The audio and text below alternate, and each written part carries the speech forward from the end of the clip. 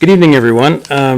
Just like to bring today's meeting to the open. I'd like to call the June 28th, 2023 special council meeting to order at 5:09 p.m.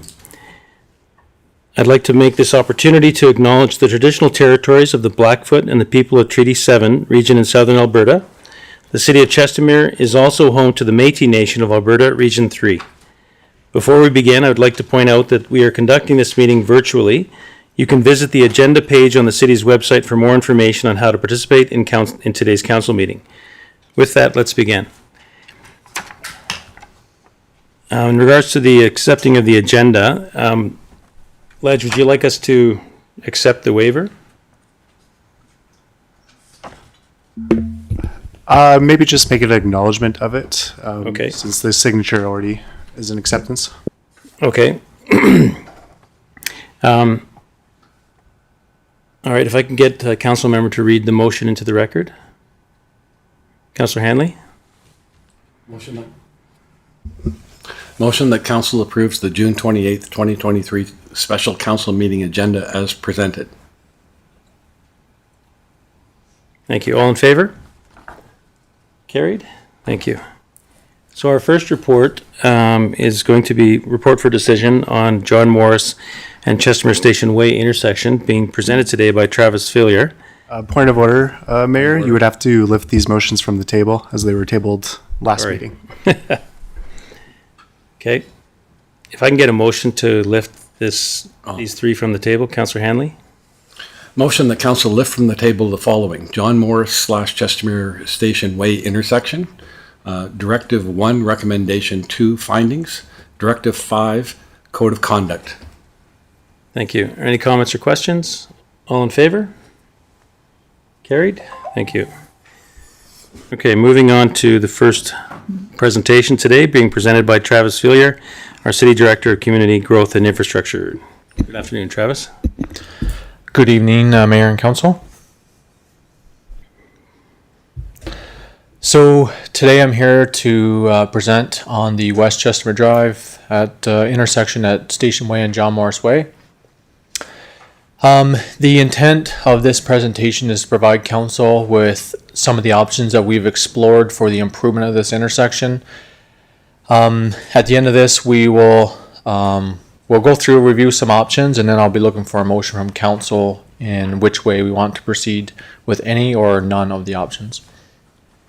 So background on this, I don't think it's to anyone's surprise that this intersection gets congested. So currently it sees a lot of left turn traffic queuing on the east-west legs of this intersection due to the amount of traffic generated from businesses such as Tim Hortons, Safeway, NWs, and whatnot. And it creates a lot of queuing in regards to those that are trying to make that left turn movement, whether it's southbound or northbound as well. So because of this multi-lane, unsignalized intersection, for the most part uncontrolled because there's not even any stop signs on the north-southbound legs of it, it also creates some pedestrian safety concerns for those that are trying to cross that intersection. And as such, council, as I mentioned, asked us to explore some of the intersection treatment options that would improve the safety from both a motorist and pedestrian perspective. And we've worked with our experts to come up with 3 viable options, which I'll show you here now.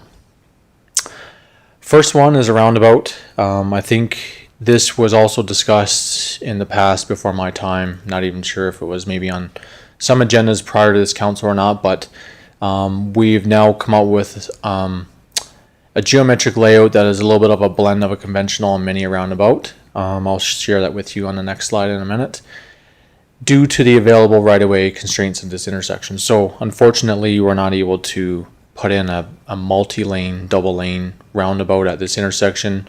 Otherwise, we would be chewing into A&W's drive-through, any transformers and whatnot, because it's hard to retrofit a multi-lane roundabout here. So most of the safety and operational benefits associated with a roundabout can be realized, as can be expected with a roundabout for both vehicular and pedestrian traffic. As I mentioned, due to its size, there will be some limitations on the ability for trucks, larger trucks than a single unit truck, to utilize this, particularly for the left turn. But we would also make sure that the center island of this roundabout would be traversable so that trucks can maneuver over the top of it. And also we could encourage heavier traffic to use Marina Drive. And I think that's how those businesses such as Safeways and what load from that side anyway. So they could easily come in off Marina Drive. West Chestermere Drive will need to be narrowed to a single lane in each direction because of the single lane roundabout. And I'll share again that schematic here in a second. That's because we can't do the multi-lane scenario. The operational analysis of this roundabout has not been fully reviewed. We do know that it will function adequately, but it hasn't been fully assessed in regards to all the other works that we're doing in regards to the traffic management plan. So when we think of West Chestermere Drive and whatnot for the realignments. And the previous analysis highlighted some concerns with future queuing from the signal at Chestermere Boulevard. I think this is just another issue that we have similar to what we've discussed in the past on Rainbow Road when you got that left turn movement onto Chestermere Boulevard. That queue is starting to back up into other intersections. So regardless of whatever the treatment is that we decide to run with, there is an existing issue there with queuing, like I mentioned, similar to Rainbow Road. So that is something that's on our agenda to address as well. And so this is what the concept would look like if we were to run with a roundabout here.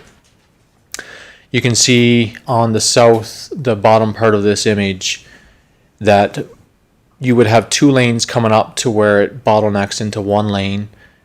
We would be forcing motorists to do a right turn into either A&W, Tim Hortons, which sees a lot of this traffic anyway that comes off Chestermere Boulevard. And then we would have a single lane going through the intersection where it would then ultimately open back up. Intersections are the pinch points of any traffic operation. So it's narrowing it down to get traffic through, and then we can open it back up. The benefit, I would say, of the roundabout is that it gives right of way to motorists. Option 2 is a left turn lane, and maybe what I'll do is I'll just flip forward. This was one that was produced back in 2019, so council may have seen this before already.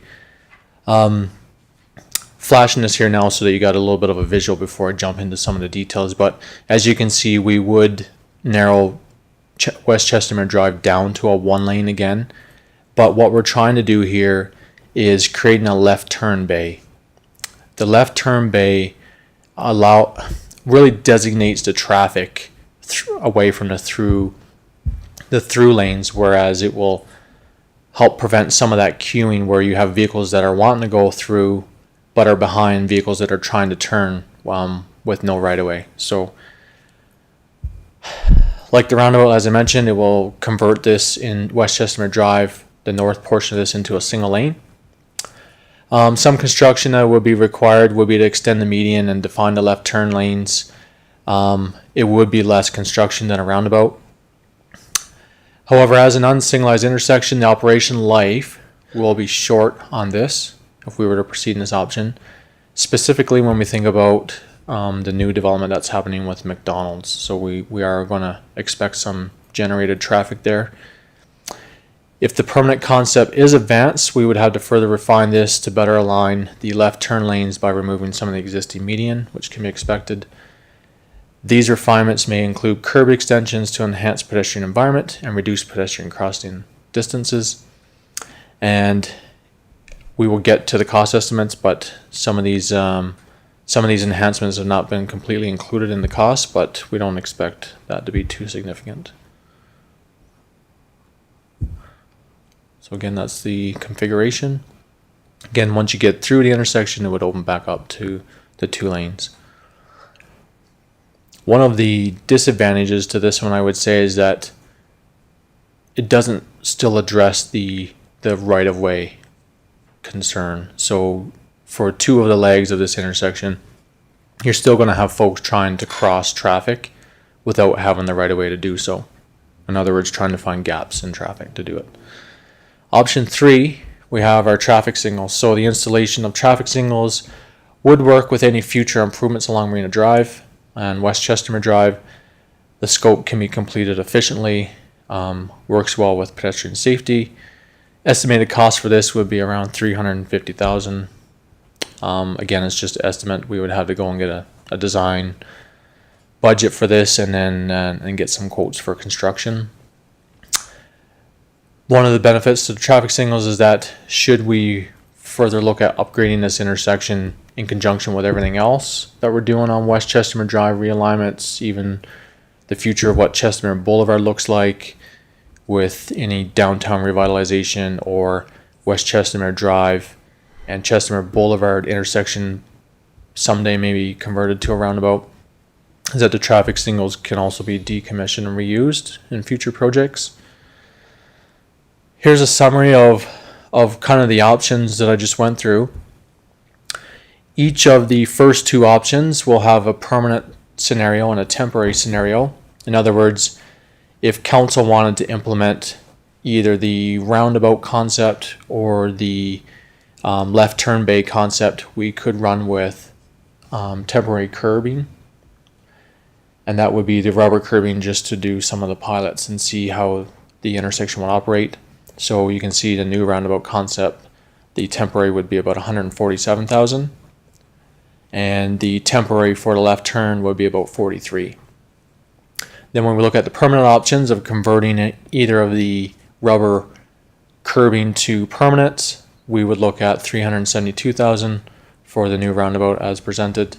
And then we would look at $103,000 if we were to convert any of the rubber to permanent on the left turn bay. As mentioned, the traffic signals is an estimated $350,000. Again, we'd have to do design and construction, so we tender that to get an exact number on that. Regardless of whatever option council wants to go with, I've spoken with our finance department as identified in the capital plan for 2023 to 2027. Any intersection improvement on this one would have been through the grants, the application that we have for this, so the community building fund, which is the CCBF. So no concerns there that we could just reapply for that grant. Some of the benefits and drawbacks. So this is just quick highlights. I may have touched on these as I went through the presentation, but any temporary solutions allow the city to run a pilot project at relatively low cost, which is a plus. Can provide a quick fix to the issue. However, there may be some prefab curbing that may be associated for lead time. Some of the drawbacks, of course, if we are going to run with any temporary solutions, is that dollars spent could be throwaway, whether it was a success or not. And in any of these scenarios, you're going to see a common drawback is the disruption to traffic during construction. Permanent, in general, money spent would not be throwaway depending on the option. Drawbacks, again, I guess would be a larger expense up front, but considering that as a grant application, if we're covered under that, it helps. And then the common drawback, again, being the disruption to traffic. So, before we jump to next steps, I just maybe want to pause on some of the options here and see, and I can have further discussion with council if you have any questions on it.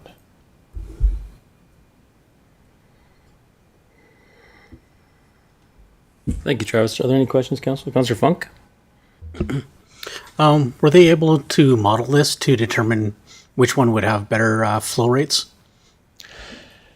Some of we're not fully modeled it right now, only because we've just recently received plan for any of the trip generations that would come from McDonald's, kind of piecing that into there with the entire TMP model that's being generated. That's real time right now, so we're actively going through that. The best that I can tell you is that speaking with our transportation experts, I would say I have enough information on a bit of all of them to be able to give my perspective, transportation's the expert's perspective on where we think this should go. only in that there's more of a global perspective on not just Station Way, but when we think about any of the improvements that we maybe want to see for Marina Drive, that four-way stop there, because that can get bottlenecked quite a bit as well when you look at the peak time coming out of there in the mornings, so especially. As well as our future plans in regards to West Chestermere Drive and CRCA and the realignment and future roundabout for the new West Chestermere Drive. Are we going to do a roundabout at the existing West Chestermere Drive? And with that realignment, we have to look at potentially doing a double left turn off of Chestermere Boulevard into the north section of West Chestermere Drive. And what does those left turns look like? And so a lot of that's still being discussed. Like I said, it's real time. The TMP is looking at to be completed in September. I think the hope here was that we would have some direction and some improvement, anticipating for McDonald's coming on board as well, which is going to generate more traffic to that intersection. And what I would say is that while any of the options are doable, the traffic lights could be deemed as being the safest option, and not only in fact of just the intersection operational analysis itself, but in regards to future reuse of the lights, future operational, the network with everything global that's happening, is that if lights were to go in there, that you're safe, and that the lights could be timed with the existing lights on Chestermere Boulevard, so that we eliminate some of that queuing as well. If the roundabout does happen at Chestermere Boulevard in the future, the existing where it is now, with West Chestermere Drive, lights can work well with that. There was some concern that if we were to do a roundabout at Station Way and the existing West Chestermere Drive, Chestermere Boulevard intersection, that the two roundabouts, even though they would still function, they may not operate at kind of the best efficiency, because you would always have a rolling queue. And by rolling queue is you're always, especially during peak hours, you're always going to have traffic in the roundabouts moving at all times. And it just creates for a slower movement of traffic. It doesn't say it doesn't move. It's just, that's where we call it kind of the rolling queue, right? And so there's some operational concern on that. So I have my own perspective on the left turn bay assignment. I still feel that, yes, it can bring benefit, but it also still doesn't give the motorist right away. And so for those folks that are trying to cross traffic, whether it's out of Tim Hortons, whether you're going eastbound from Safeway or whatnot, even from McDonald's when it gets there, is that folks are still going to try to find gaps in traffic to take chances to get out.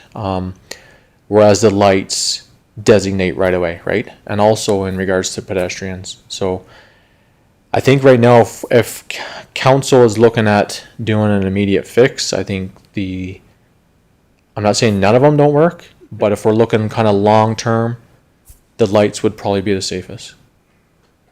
That's our perspective. That was a long answer, Councillor Funk, but So, yeah, I appreciate that. It's just looking for what's going to. It's a tricky spot because there's 4 intersections in a very short space. Yep. Which has potential for a lot of problems. Yep. And if I can add to that, if I may, I think when we had this project on the capital plan to be reviewed and looked at the options and whatnot, a lot of the temporary solutions was in advance of when we thought McDonald's was coming on as well, right? Because I think some of this was done in 2019, like one of the schematics was done in 2019. Actually, even the roundabout, there was an option, I believe, back in the day on that as well. And so they're not options, but now that we know that McDonald's is coming on, it just makes us step back and say, yeah, they were options, but are they the best options anymore? And doing something temporary while we can still do it. How far is that going to get you down the runway before you're like, okay, we still need to do something here? So,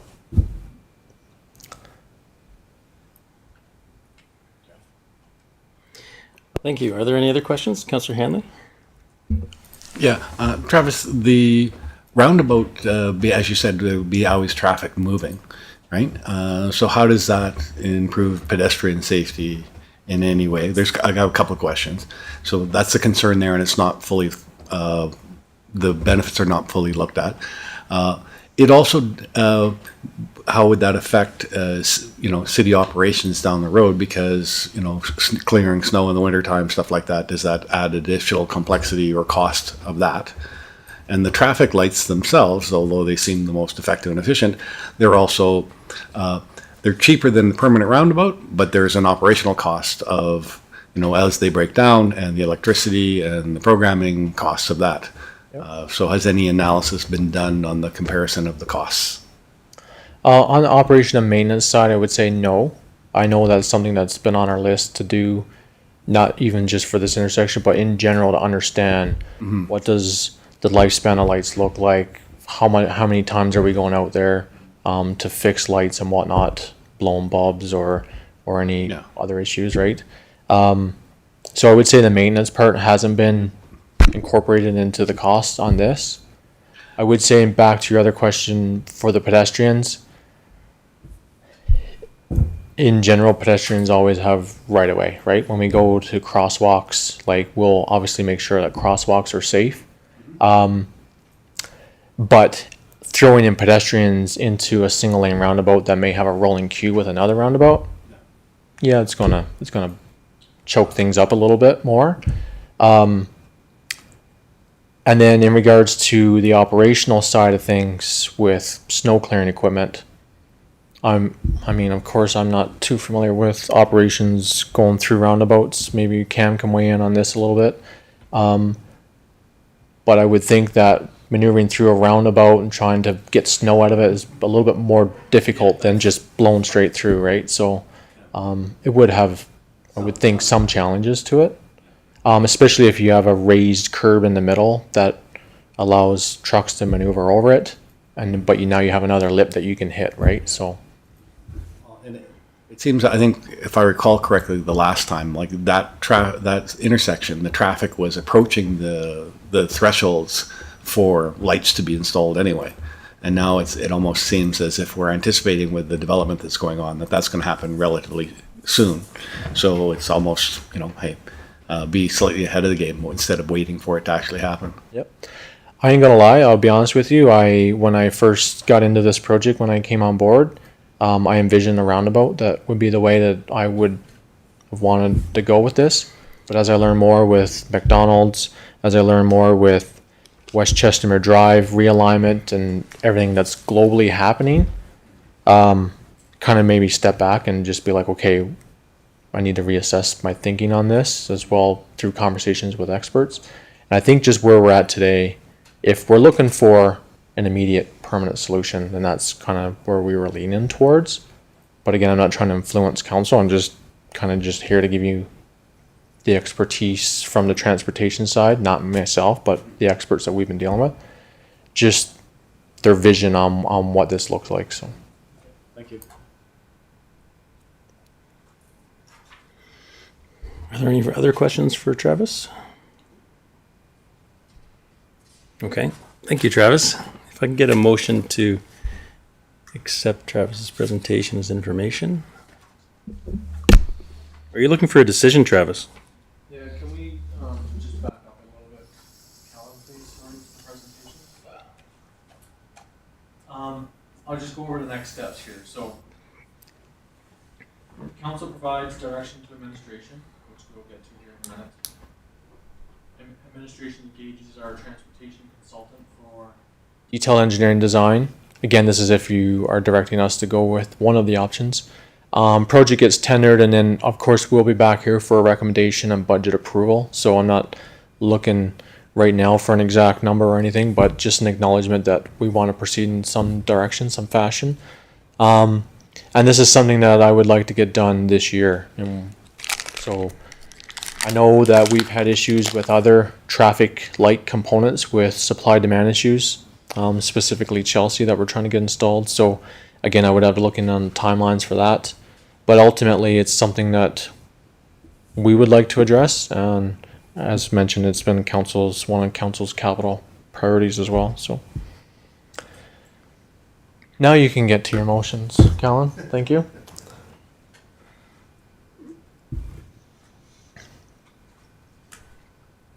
Councillor Hanley?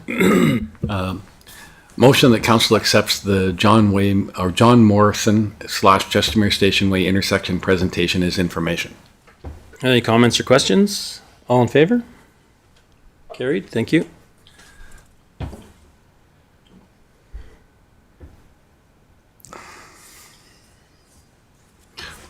Councillor Hanley? I'll go first on this. My opinion is, I think I agree with Travis. Probably should go with the traffic lights at this point. So that would be option 3. Is this motion stated properly? Because we just go with the third option, or do we say the traffic light option? And approves a budget of, you had an estimate there, but we haven't dealt with, what's the source of funding, support. You're saying it's going to come from grants or whatever, so we need to resolve that issue. But what I could say too is that, I guess even though that I'm here to get direction on this, if we feel that we want to further assess items in regards to the TMP and whatnot and still have a little bit more of a global, I know, like I mentioned in the presentation, the roundabout, for instance, not being fully assessed with the TMP, right? And just because of all the work that we're modeling that we're doing right now. That could be an option as well, is just to wait for the TMP to be done in September. It delays things, of course, but we may end up getting to the same result as well. But I'm just throwing that out there. Yeah. So what if our motion was basically that, council advises, city director, growth and development, that traffic lights is the preferred option for exploration at West Chestermere Drive and John Morris Station Way. Does that give you what you need, or? I will be rolling. Yep. Right, and then the question becomes to the rest of the council of what options do we think should go? Does council feel comfortable with what they believe the options to be? Okay, which options are you guys supporting? Councillor Watt? Through the chair, I'm in support of the traffic signals solution at this time. Okay, Councillor Dean? Yes, thank you through the chair. I would be prefer the traffic lights. I would just wonder, is it possible to see if we can get the grant first before approving the budget? Is there a process whereby that can be done? So when I spoke to finance, there was no concerns with the grant application. We just had to revise it, that's all. So we've had monies allotted. And actually, if you look at the capital plan, we had planned to spend $120,000 in 2023. We had another 400 grand assigned to this in like 2025, I think it was. So if you look at, we just need to revise the application to secure the funding. But our finance department didn't see any concerns at that time this week when I asked. So Travis, I'm just wondering, when you looked at that concept of obviously the 2-lane traffic circle, there's not enough room for that. Did you ever look at the forced right? Like if you're heading north, did you ever look at a forced right turn and a single lane roundabout then? The forced right turn is if say you were to go around A&W. Yeah, force them Yeah. to go right and then a single lane on the left that would go around the traffic circle. Yeah. See, that's where the issue lies, is that it's the expansion expanding it that way, Yeah. like through the intersection, we own the right of way, right? So we wouldn't have to acquire anything north southbound, it's the kicking out that's the issue. So when we looked at the geometric alignment, you would chew into A&W's drive-through right there. So that was kind of one of the biggest items. With a forced right on a single, Yeah, on a single lane forced right. roundabout. Not on well, not. You're going to have two lanes coming into that though, right? Yeah, I'm wondering if the right lane Yeah. can be a forced right turn, so it doesn't go into the roundabout. So are you peeling it off Yeah. prior to the roundabout? Well, right at the roundabout, so it would go around the corner and head down to the boat launch. Yes. And So then the you would left lane would actually continue and go around the circle. right, but you'd still need your two lanes there. The initial width, yeah. Yeah, yeah. It's That's just not- that's what's not chewing proper? into. Okay. Yeah. Then it is what it is. Okay, Councillor Narayan? And not to say that we couldn't acquire right away if we chose that. You know what I mean? Like we'd have to chew a bit off of Safeway, and we had to chew a bit off of A&W and whoever else is on the corners. And yeah, it's going to affect them, but Okay. it would drag out the process probably. And I don't know how A&W would be able to realign their drive No, through. no, you So, can't interfere with that. No. but Councillor Narayan? Yeah, thank you. Through the chair, I'll go with the traffic signals as well, please. Councillor Funk? I'm actually leaning towards finishing the MTP analysis before moving forward because there's a bunch of options that are or items that are outstanding that are conceptual at this point. And having two traffic lights that close together, I just see being problematic personally. So.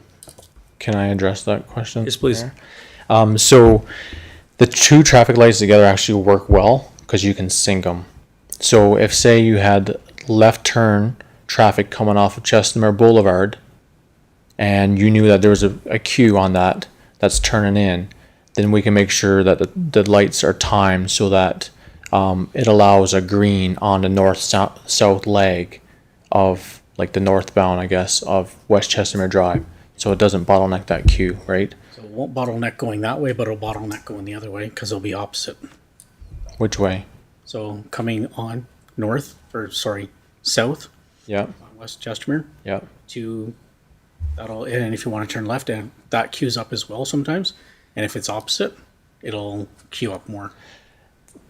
And you're talking about the existing scenario that happens today? Yeah. Yeah, so regardless of what we're doing, we still need to address that left turn analysis on Chestermere Boulevard. And this is where I think we come back to Chestermere Boulevard being upgraded, right? We want that pretty much from 284 down to West Chestermere Drive to be twinned. And then we can get into more double left turns, right? Same with Rainbow Road, because you've mentioned this, the Rainbow Road months ago, right? That you see that queue on the left turn there. Again, we identify that it is an issue, and we could easily implement the left turn on Rainbow Road North, and similar in this. It's just we don't have the receiving lanes. So now all of a sudden I'm trying to get traffic, or I need to build that lane, right? Another note that I would like to make too is that when I spoke with our transportation expert, is that when we go through the design of the lights at Station Way, there actually may be an opportunity to peel back the median or chew into the median and get a designated left turn bay and still keep the two throughs. And this was a conversation we literally had today, and that was actually a big plus to the lights. I didn't bring that up in the conversation here, but it will allow you to keep your two through lanes with having a designated left turn bay, which would help with some of that queuing as well, because now I don't have traffic sitting trying to wait to turn and people trying to get around them, right? So I would push the left turn lane further left, yes, because we have a 3 meter median there right now. which And- would be good because that alignment on the left turn lanes is Yeah. bad. Yeah. You can't see. I know. And to be honest, some of those trees in those medians create even visual issues for pedestrians. So I think we should think about relocating some of those trees as well. So So I meant on the Chestermere Boulevard, the left turn lanes. Are oh, okay. So you can't see down past the cars. You're actually looking into the left turn lane in front of you. I'm not sure if I follow on that, sorry. Chestermere Boulevard. Yep. So West, what, facing medians? what? Facing east. So the left turn lane, Yeah. you're sitting you're actually in front of the median instead of in front of the cars opposite you, the left turn cars. on the other way. Okay, okay, So you can't see past. right. I see what you're saying. You're suggesting that it's nice to be head-to-head, Yeah. head-on. Councillor Ryan? Thank you through the chair. Just wondering, is this project to be eligible for offset levies rather than using grant funds? Sorry, the offsite levies? Yeah. No, it's not. Only because the development in here is done, right? I'm just wondering if I could just ask one question. Callan, can you share my screen? This is a really bad drawing, so try not to criticize too badly. So what I'm looking at here is that, like, this red line here would force this traffic as it's coming in to the right, Yep. and this left lane would follow through and be able to go around, and either come through or come around or go straight. Yep. And that is just not enough room to allow this to happen without touching the curb at all.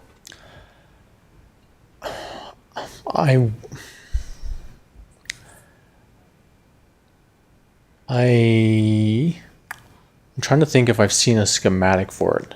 Now, what I don't know is this as efficient as the lights, though, because now you're down to one lane. I see what you're saying. I'd have to go and see and dig in to see if I have a schematic of that right turn lane analysis to see what it chewed into. Okay. But essentially, we couldn't get the two lanes like the multi-lane to fit. Whereas what you're saying is, I still need that second lane. So it's almost like I still have my multi-lane roundabout, right? Because the only thing you're saving on now is the northeast corner, because now you're veering traffic off, but you're still chewing into A&W. So, I mean, I know right here it looks like it, but I can't say that the white center circle is the scale as well. Is the right size? Yeah. Yeah. Yeah. I mean, yes, it looks like it right here. Yeah. The big point is not to be able to go through without hitting it, Yeah. hitting the center. Hitting the center, so Yeah. this obviously he's going to hit it, and it's going to force him to hopefully go around rather than Yeah. just drive straight through at full speed. Exactly. Now, is that a transportation requirement or a nice to have What? Sorry. on a roundabout that the through lane cannot go straight through?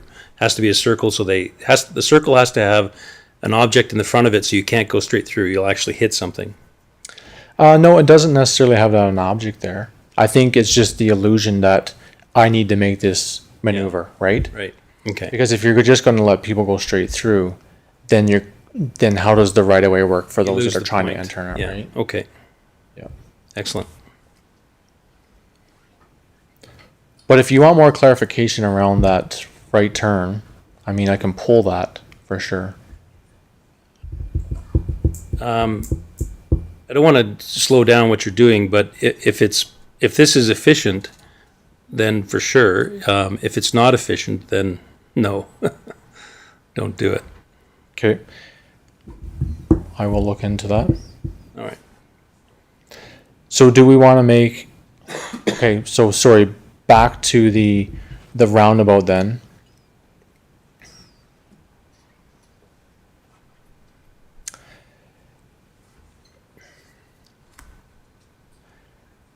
Are we still going to bottleneck down to a single lane on the northbounds?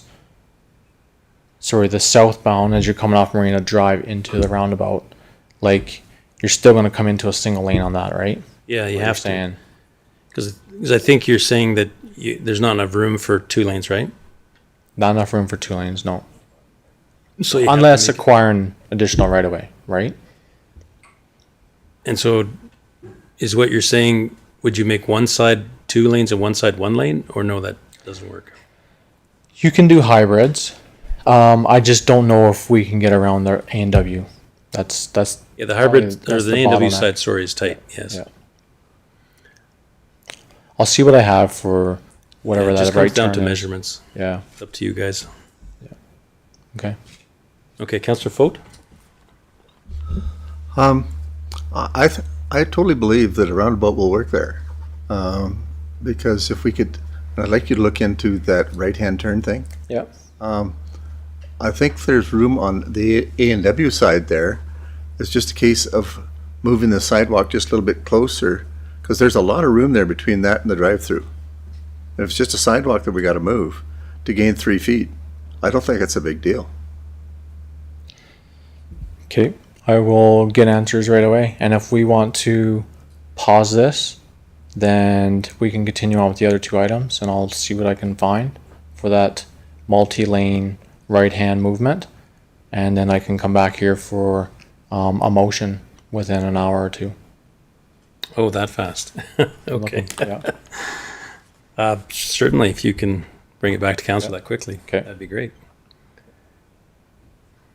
Okay, so I guess from a proper procedure, we should table this then? Callan, right now? Just working on the motion. Okay.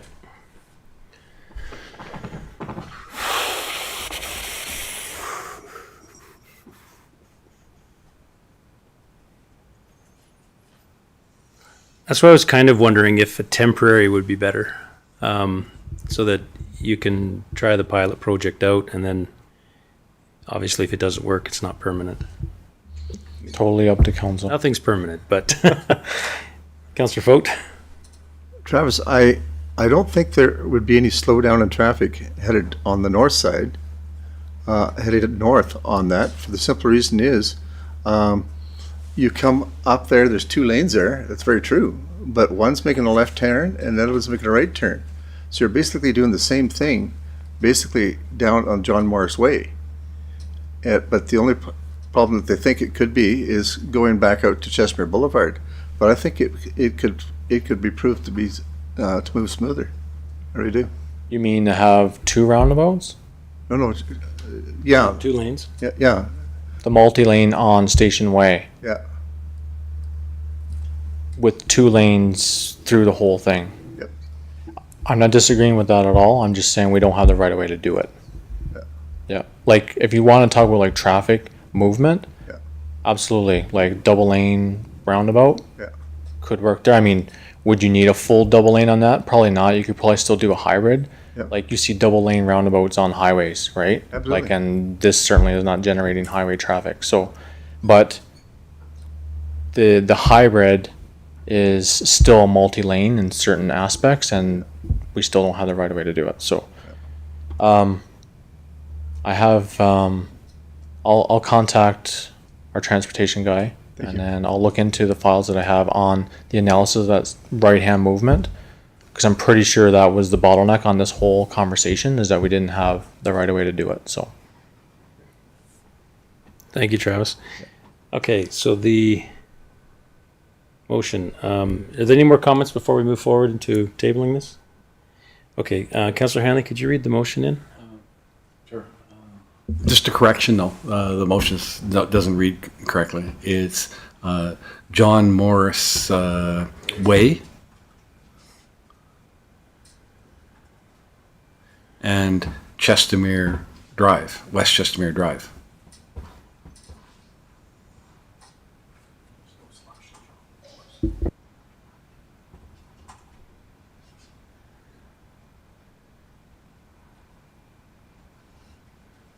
And there's no slash between John and Morris, just a space.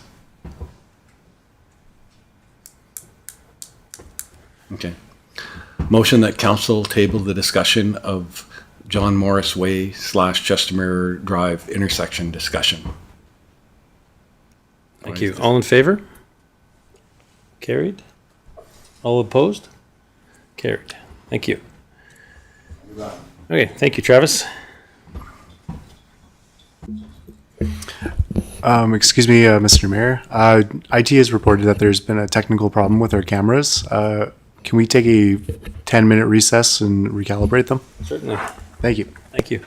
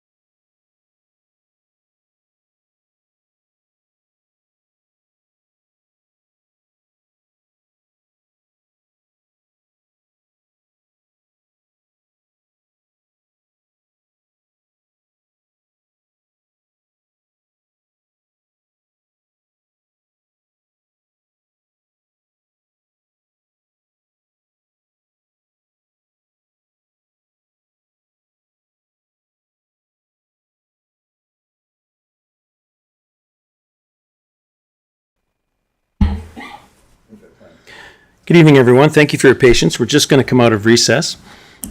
And so we just have a motion that we're just dealing with. We've dealt with this already, though. Yeah. Okay, so our next order of business is to move into the reports for information, item D1, which is the Directive 1 and Recommendation 2 in regards to our findings. There are, given yesterday's meeting, we went through the improper irregular findings, and then today, initially, what we're looking at doing is going through a few of these ones that we can have some pick out here and look into a little more in depth. One of the ones that we looked into was instance number 2, which was in Cuff's report. It was numbered 17.1.3, which is the approach and impact of the mayor. And in this situation, Cuff, I'll just read it again, but Cuff wrote that the simple fact of the matter is that this mayor was elected by the majority of those who voted in the last municipal election. Whether or not he is right in claiming considerable public support for his vision, and contrary to all else, that has been said by some current councillors, management, and former council members, the mayor obviously believes that he can personally improve the lot of life for Chestermere citizens. The mayor claims success in his direct negotiations with developers, claiming that he describes the right path and then brings such projects to council. When challenged, he also admits that the city's management advises that he should consult with staff regarding the need for capacity to take on such projects, and the requirement of council to give their approval. While the mayor's behavior might not be deemed irregular and proper, it is problematic if his enthusiasm, he moves too far ahead of his council. Now, in looking at in Cuff's report some of his statements side by side, Cuff indicates that regardless of the degree of truth that may lie behind the mayor's perception of unfair treatment during the election campaign, using the power attributed to his position as the chief elected official to find those whom he felt had not conducted themselves professionally is beyond the authority vested in the position. Sorry, Mr. Mayor, point of order. I don't know if what you're reading is being presented right now. Sorry, you're right. Can you share my screen? Sorry. I can read that again. Sorry, as to what was being looked at in relation to yesterday's presentation, this is instance number 2, 17.1.3, approach and impact of the mayor. I'll read this over again. The simple fact of the matter is that the mayor was elected by the majority of those who voted in the last municipal election. Whether or not he is right in claiming considerable public support for his vision, and contrary to all else that has been said by some current councillors, management, and former council members, the mayor obviously believes that he can personally improve the lot of life for Chestermere citizens. The mayor claims success in his direct negotiations with developers, claiming that he describes the right path and then brings such projects to council. When challenged, he also admits that the city's management advises that he should consult with staff regarding the need for capacity to take on such projects, and the requirement of council to give their approval. While the mayor's behavior might not be deemed irregular or improper, it will be problematic if in his enthusiasm he moves too far ahead of his council. Cuff later goes on to describe, regardless of the degree of truth that may lie behind the mayor's perception of unfair treatment during the election campaign, using the power attributed to his position as the chief elected official to find those whom he felt had not conducted themselves professionally is beyond the authority vested in his position. This did not happen. Only issue with staff as communicated to the CAO was ex-staff were lying and misleading council. Some of the decisions of past administration and their timing, particularly with respect to the Civic Center project, appeared to the mayor as evidence that his concerns regarding poor decision-making might be justified. Specifically, Cuff goes on to say, "We have seen the email trail pertaining to the issues and believe that the then administration was absolutely offside in its attempt to get a project started so that a new council would have difficulty rolling it back. The comments by seasoned administrators were at best unprofessional, if not unethical. And that is in page 110 of the Cuff report. This shows how Cuff contradicts himself. In A, he casts doubt on the unfair treatment if their action were completely unethical, if is unethical illegal, past admin or current admin at the time. Admin and past counsel completely unethical. So in some of the documentation that was provided to Cuff, some of this is redacted for some of the companies that are involved. This is an email from a city staff member. It says, please find the attached analysis. This is to the city staff member, sorry. Please find the attached analysis of the cost premium associated with a fall start versus delaying construction to the spring in 2022. Then goes on to say, following up on our chat from yesterday, here are the two schedule options that are being considered at this time. A fall start, option number 1, fall start or winter stop. Expedite the earthworks and civil. Tender would hit the street late next week. Company is still in discussion with company to see how quick they can put this together. This would allow us to start work and establish a presence in case a new council wants to put the brakes on this project. Previously, the only work shown to take place between November to January was going to be the utilities. This work is not schedule critical, as it is much better from a quality and cost standpoint in the warmer months. There will now be a roughly 2.5 month gap from November to January when the piling starts. We want to review in next week's schedule discussion if TP number 3 can be accelerated in order to start the piling work sooner. Can you review with RJC in advance of the September 17th meeting? Option number 2 is a spring start. Work would start when the ground thaws out, likely end of March. Design and pre-construction would continue from now until March construction start. This approach is seen as the riskier option due to the upcoming election. Joe will be sending out cost savings impacts to going this route. He will be sending it out on September 13th. And so your question is that, what do you mean by riskier? So you're going into the spring, which is when construction should be starting, as opposed to going into winter when construction should not be starting. So riskier it's the less risk option if the construction would start in spring. Riskier only in the sense of if the new council could stop the project. Perfect for a lawsuit on abusing taxpayers' money. So it goes on to the balance of this email, goes on to explaining the cost of starting the project early, starting the project in the winter.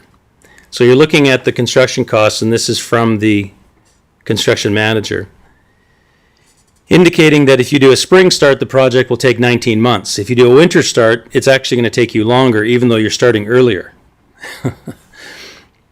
So the total cost for the city to have started this in the winter is a $984,000 bill with no benefit. No benefit of time.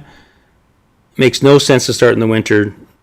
Again, you waste 3 months, and then you're paying almost $1 million of taxpayers' funds. And the breakdown of the information goes through that you can read online through supervision, start and stops, and the winter scope of things. Of course, you're paying for hoarding and heating and etc. And it all adds up. So this is one of the investigations that's being looked into as to the waste of taxpayers' money.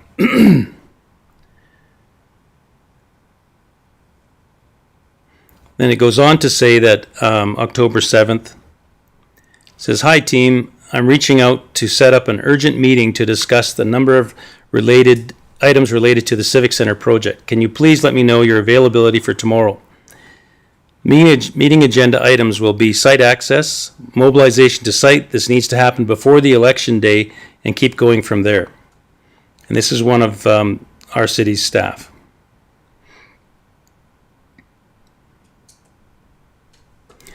Then from our city staff to the other city staff, plus the consultants, the election results weren't in our favor with respect to the Civic Recreation Center. We'll give you a call to discuss next steps. From the email just before that is person, how bad was the election results of last night for our project? So from an email that was sent to councillors from myself November 3rd, 2021, shortly after we were elected, please find attached the lawyer's legal opinion on the Civic Center. This was received October 26, 2021. Kind of odd how we were never given this document by staff, when I believe it was important to council. Both the contract and the other contract, which gives the city the right to terminate both of these agreements for convenience without cause.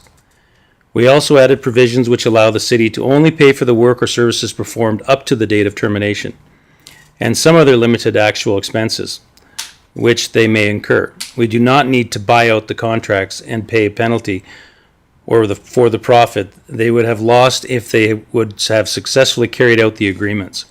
How is it that the city lied about this during the election, after the election, and in council meetings to councillors? I feel a review of what's happened around this project is important. Sure seems to be a lot of odd things happening. The document was last modified and received by staff on October 26th at 11:47 a.m. before our first special council meeting, which was held that day at 3 p.m. Plenty of time for staff to have given us the information.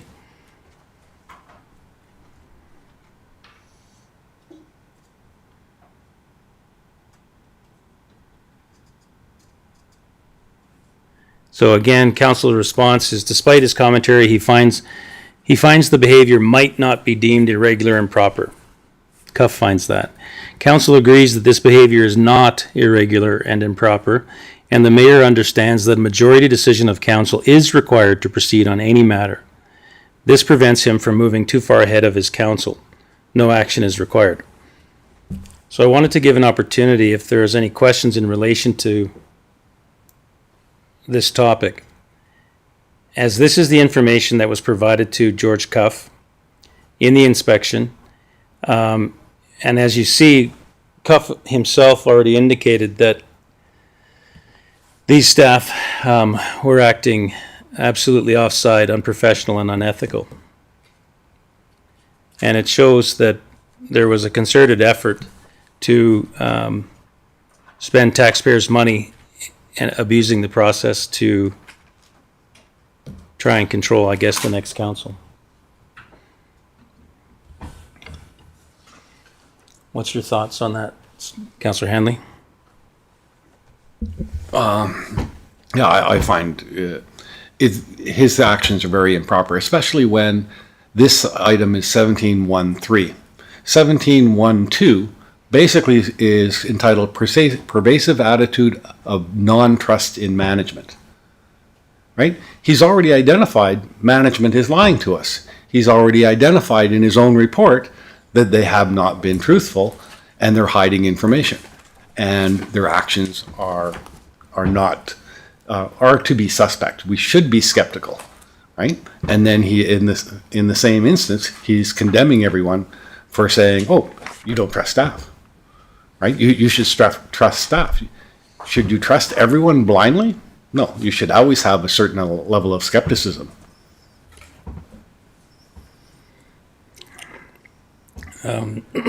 Councillor Watt, would you like to comment? No, I don't have a comment at this time. Councillor Dean?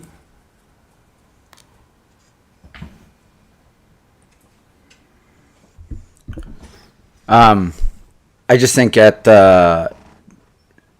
have been good to have seen some of this. I'm seeing publicly now for the first time, and so it's going to take a little bit to be able to digest all of what we are being presented with, and so so it's just going to take some time to be able to digest everything that we're looking at the moment. Damn, what's the name of this?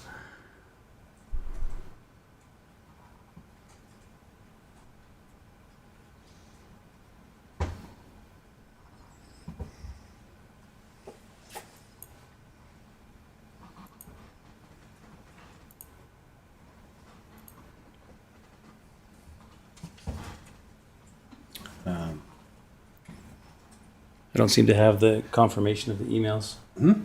I don't seem to have the confirmation of those emails.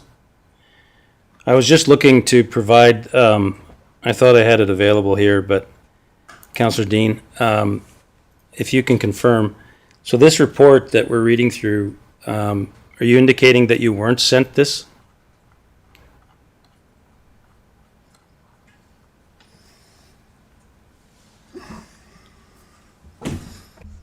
What you're reading right now, are you asking if I was sent this? Yes, I was sent this. Okay, That's, approximately a month and a half ago? that's correct. Okay. Yeah, I'm not sure what the point of that line of questioning is. I was just wanting to clarify, I thought I heard you say that you hadn't seen this before. Before that month and a half ago. This report was certainly sent to us at that time. Yes, that is true. I also did receive the email that you said that we had received. I'm talking about some of the other information that is contained within here. I'm also saying that this is the first time publicly, as this was also not attached as an attachment to any of our meeting minutes to be reviewed for this specific meeting. So without indication that this was going to be the exact report read, then how would I know that this is going to be the exact report I was supposed to be speaking to at this meeting? I believe it should have been an Again, attachment. this It should have document been you've an got, right? attachment. If I may finish my thought, is that okay? Is this the report you've been given or not? I'm asking if I'm allowed to finish my thought. Go ahead. What I'm saying is, yes, I was given this report a month and a half ago.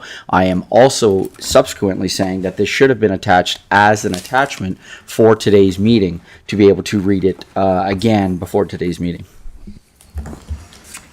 So you don't think it's appropriate that since you were given it a month and a half ago, that's appropriate enough time? I believe that is you interpreting what I said. That is not what I said. Okay. Councillor Foat, do you have any comments in relation to the topic being discussed? I had received this and read this personally myself, and I'd taken quite an interest in it. And I don't see that there's. I have no problem making a comment about this, for the simple reason is this. The comment that you made earlier about the mayor running ahead of council on things, I'd like to speak to that. For the simple reason is, on the previous council, the previous mayor and the CAO were the economic development team that went out and hunted out deals and people to try to bring business to town, to bring developers to town. And my thought is, yourself, Mr. Mayor, aren't doing anything different than those other two did before you, except you're bringing good deals to town. To that topic, Councillor Foat, we did also put forth a package, which we'll see later today, on the projects that were approved by council. So we made sure that it was actually went a step further, so that we actually had that list that council was aware of ahead of time. But in relation to the point of this discussion on the irregularities, in this particular section where Cuff is indicating that it was somehow kind of made up that staff were acting oddly towards this council. And we've provided now evidence of it being significantly serious. Well, in comment to that, I believe that there's a councillor present that was on that steering committee that of the Civic Center that had full knowledge of this, of what was going on. And so consequently, I would encourage him to speak forth on this information. Through the chair, I think the deputy mayor is making reference to me. I was not privy to these emails, but that's not what I want to talk about at this moment. I think it's very important, that we don't lose sight of what we've been directed to do by the minister here. Because if I read the directive Directive 1 says that direct the CEO to review all recommendations made to the city. An inspection of report to the minister to be discussed in open, which is what we're doing, and approved by council resolution. On the city's plan to address each recommendation in the inspection report, or an explanation on why no action will be taken for an individual recommendation. I think, for the most part, we're doing it, but I think we're losing sight when, rather than discussing recommendations, we are discussing the author. I think we should not lose sight that let's pay attention to the report. The report, and I cannot speak for Mr. Cuff, and I think that's the disadvantage here, because he's not here to respond to a lot of what is being said. So whatever he has put in his report, I'm sure he has put together, taking in mind all the information that he had, because what is being presented here by the mayor is, yes, there's information. I think that's important information, but there are contextual information. So again, I think we should be very careful that let's discuss the report, but not the man who has put the report. I think there's a very important distinction there. Thank you.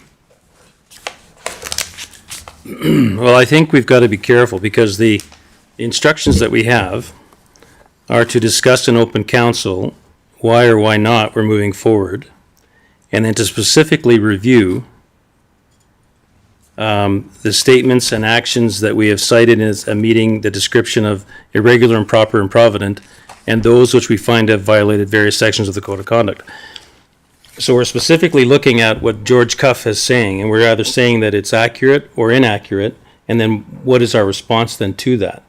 And the only way to determine, in my opinion, if something is inaccurate or accurate is provide evidence. And so here we have evidence that we've provided. This is the same evidence that George Cuff was given.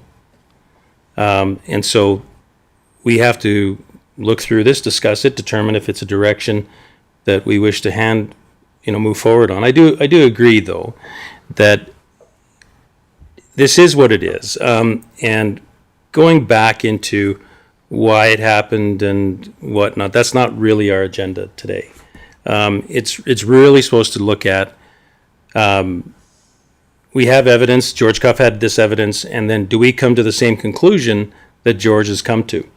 Him indicating that it was kind of fictitious that staff were causing this council challenges, and based on information. And so this is an opportunity to go through some of that information that was provided to George Cuff and let council determine, is it your correct deduction that, and we all experienced it, so we can also add it to our own experiences as well. But what's odd about that is that we also came up with different renditions of that experience, or we wouldn't be here today. So keeping it on target, though, and keeping it on point is, yes, we want to focus on the fact that Cuff has come up to a conclusion. Do we agree with that conclusion, and then move on? And so right now we've had this evidence that's come up that identifies, obviously, that staff was heading in a different direction. And I really wanted to give councillors the opportunity to say their points about it. Councillor Watt chose not to. Councillor Dean decided to say he'd never seen this before. Councillor Vogt decided to say, I wanted more information on the background of this. We should try and say is that Point of order, that is not what I said. we can replay it. Absolutely. Please do, because that is not what I said. Councillor Dean, you haven't been recognized. Point of order. Okay. So again, when we're looking at this next point, we'd really try and keep it on point. So, Councillor Fote, is there anything else in relation to just your feelings on the topic about it relating to, do you find it improper, as George Cuff did, that the staff were not doing things, as opposed to now we've provided proof that the staff were? And how do you want us, council, to move forward? If I've confused it completely.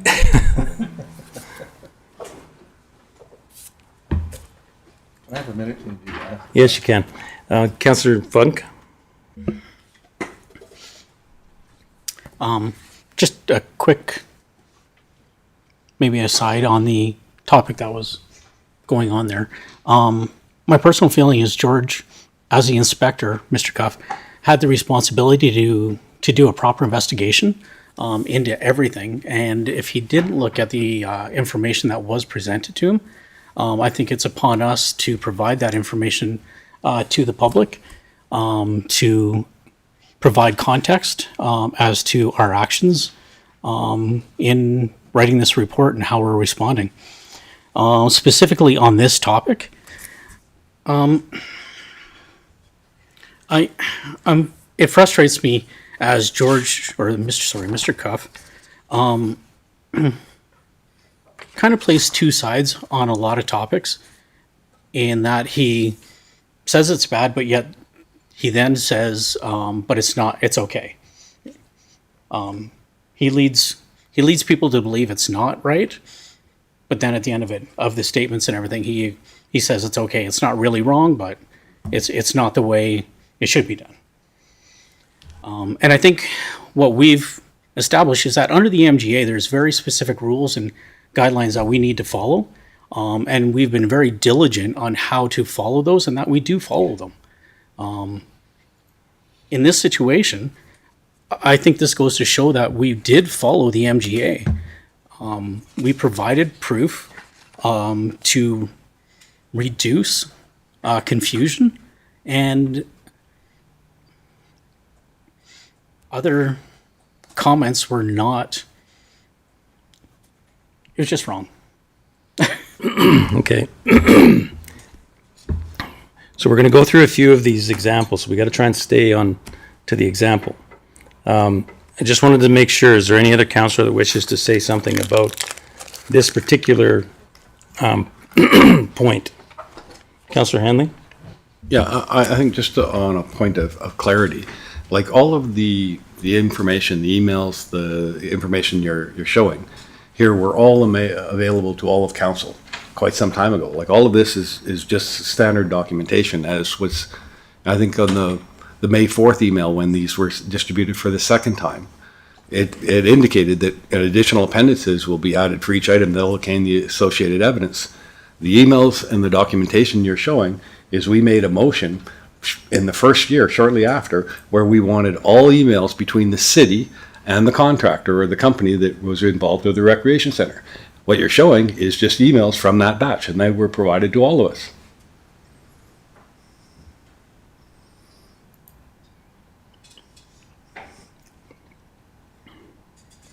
Okay, so let's move on then. We'll move on to the next item, which is number 6.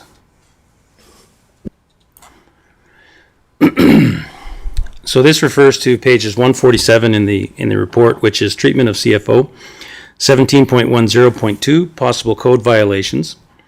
Cuff writes that we were advised by council members and senior management involved in this incident that Councillor Hanley treated this chief, area 3 R's, the Councillor Hanley treated this chief financial officer of the city in a disrespectful manner and challenged her professional competence as she was presenting a Q3 update for all of council on December 7th. The former CFO expressed feeling humiliated, psychologically abused, and belittled. This was also stated to us by a former CFO in a telephone conversation, wherein she stated that the comments leveled by Councillor Hanley on the budget presentation were demeaning, harassing, ridiculing. Councillor Hanley responded to our questions on this matter by explaining that he felt his comments were direct, but not unduly harsh, and agreed that the CFO might have found the incident embarrassing. We find this behavior to be improper. Council's review and response: the above is another opinion of the investigator. No context nor evidence is provided. His statements ignore the principles of natural justice and procedural fairness. It violates legitimate expectations, participation rights, adequate reasons, and demonstrates bias towards a duly elected councillor by painting a negative narrative. In the email of February 9th, 2022 refers to the signed request by councilors Narayan, Dean, and Watt to the minister seeking an inspection or inquiry into the affairs of the city and the conduct of the mayor and certain councilors. This initiative was previously outlined in an advice email on November 6th, 2021, email between the former CAO and the city's lawyer and a re-elected councillor, all of which is irregular and improper, with the MGA councillors acting without a motion of council and not following proper protocols for dispute resolution. The relevant section number 5 on the February 9th letter reads as follows. On December 7th, 2021, Councillor Hanley berated and humiliated the city's CFO. So this was a letter that was written to Municipal Affairs. During a council meeting, she was notably shaken during her presentation. At one point, Councillor Hanley requested all directors provide their comments on the budget in an attempt to pit staff against her in a public setting. This action resulted in her immediate resignation. This link to the meeting shows the recording of the incident. She was a respected member of city staff. Before his election, Councillor Hanley and his now deceased spouse made false accusations against the CFO on social media. They alleged that she deceived city residents concerning the calculation of property taxes and supplemental taxes and wanted her fired. A review of the allegations was conducted by city staff and the city's auditors and legal counsel, and it was determined that the allegations were false. There was a report that was presented to previous council. So this was a letter sent by our councillors to Municipal Affairs. The above statement from the councillors Narayan, Dean, and Watt to the minister contains numerous factual errors, speculation, and demonstrates personal bias. Unbeknownst to the council at the time, the city's former CFO indicated she would be resigning prior to the meeting on December 7th.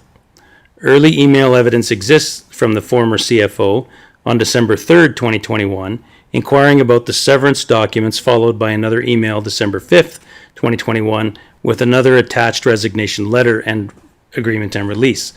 The actual severance payment was not approved by council and is under investigation. The above refers to a February 9th, 2022 email from Narayan, Dean, and Watt, where they falsely indicate information about the CFO to Municipal Affairs, attempting to mislead Municipal Affairs. The CFO had resigned before this December 7th, 2021 council meeting, and this conversation in council did not cause anything. This is improper behavior. The additional comments regarding Councillor Hanley's deceased spouse are unfounded, spiteful, speculative, and disrespectful to a fellow councillor. Further evidence of regarding property tax calculations issues brought to prior council's attention is available, which includes correspondence from a previous CAO and a letter from Municipal Affairs confirming her interpretation was in fact correct. Rather despicable behavior by councillors Narayan, Dean, and Watt, which demonstrates their lack of knowledge on the matter and proves they are working with other despicable characters in the background. This is an improper behavior. In relation to this December 7th allegation in the inspection report, the investigator and a former interim CAO both demonstrated their lack of managerial financial competencies by not even referring to the quality of this presentation. The purpose of this presentation was to provide council with the actual business reasons for financial expense variances. This presentation should have never been presented to council as it was unfinished and did not follow best business practices nor any business norms. When a CAO staff member makes a presentation, they do so through the CAO to all members of council. In reverse, council's feedback and questions are directed to CAO or through the CAO back to the presenter. Council allowed the presentation to take place and then provided the appropriate direct feedback and clear expectations to improve the quality of future presentations. This approach followed business norms and best practices to foster continual improvement and therefore is not improper. The former CFO may have felt humiliated, psychologically abused, and belittled, which was a direct result of the former interim CAO's lack of due diligence in allowing the presentation to move before council. As his less than effective mentoring and leadership skills, especially knowing the CFO was in the process of resigning before she came to council that day. The investigator tries to imply that this event is akin to harassment and ignores the fact that harassment does not refer to the exercise of legitimate managerial authority, including but not limited to day-to-day operations, managing employee performance, or the application of progressive discipline. Council finds Councillor Hanley's behavior not to be improper, and the former interim CAO and CFO behavior was improper, along with Councillor Narayan's, Dean's, and Watt's behavior was improper. No further action of council is required.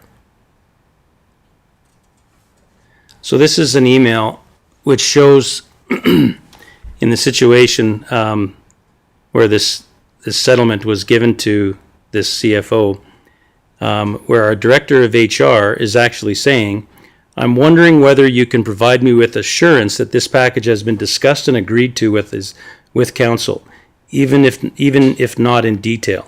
I do have some personal reservations about this settlement and how council will respond if they are unaware of the direction taken. So this was the director of HR to the CAO. December 3rd, our council meeting was on December 7th. December 3rd is a letter of resignation signed by, I believe it's signed by, let's confirm here, it's signed by the CAO, accepting the resignation from the CFO. So this is 4 days before our council meeting, which unfortunately, according to Cuff, never happened, even though Cuff was given these documents. And again, was reported to Cuff by our councillors, indicating that on the 7th that had happened was the reason for her resigning, even though she had resigned 4 days earlier. So is there any discussion that councillors would like to have on the matter? Councillor Funk? In addition to this, coming up to that council meeting where we were presented the budget, there were numerous instances where we said we were not happy with the presentations and the quality of the budget and that we didn't understand. We did not have enough details in order to understand the budget and to be able to approve it. The day before that meeting, the CAO sent us all an email saying that he understood there was problems and errors within the budget and the presentation, but that it needed to be accepted and passed that day.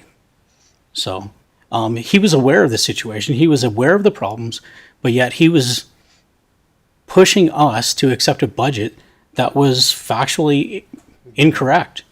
So, and I think that just goes to show that your assumption or your writing is clear that there was poor mentoring, poor management, and the situation was not in control. Thank you. Councillor Fote?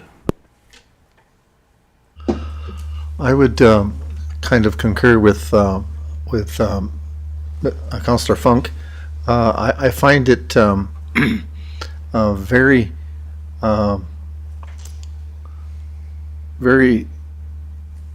upsetting that the inspector had all this information and he still took the direction that he did on it. I can't believe this would happen. Councillor Watt?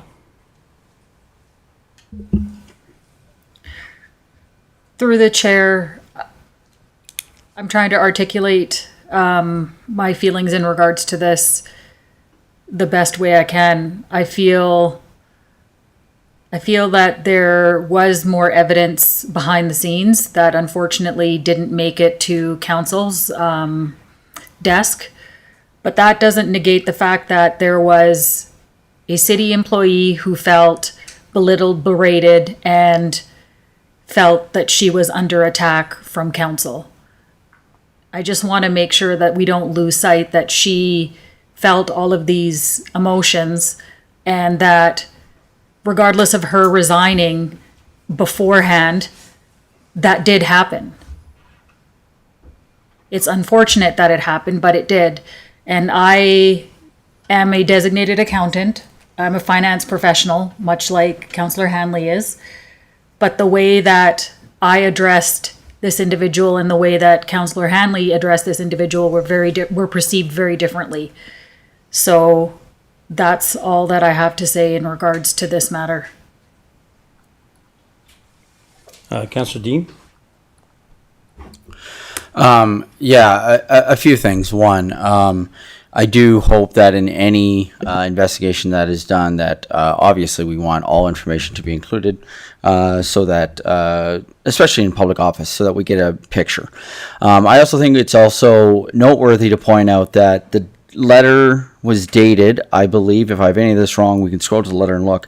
I believe that the letter is dated as being submitted on December the 3rd, and that the last day of employment was to be December 21st. So that would assume that there was a period of time from which the employee was going to be working for the organization, but then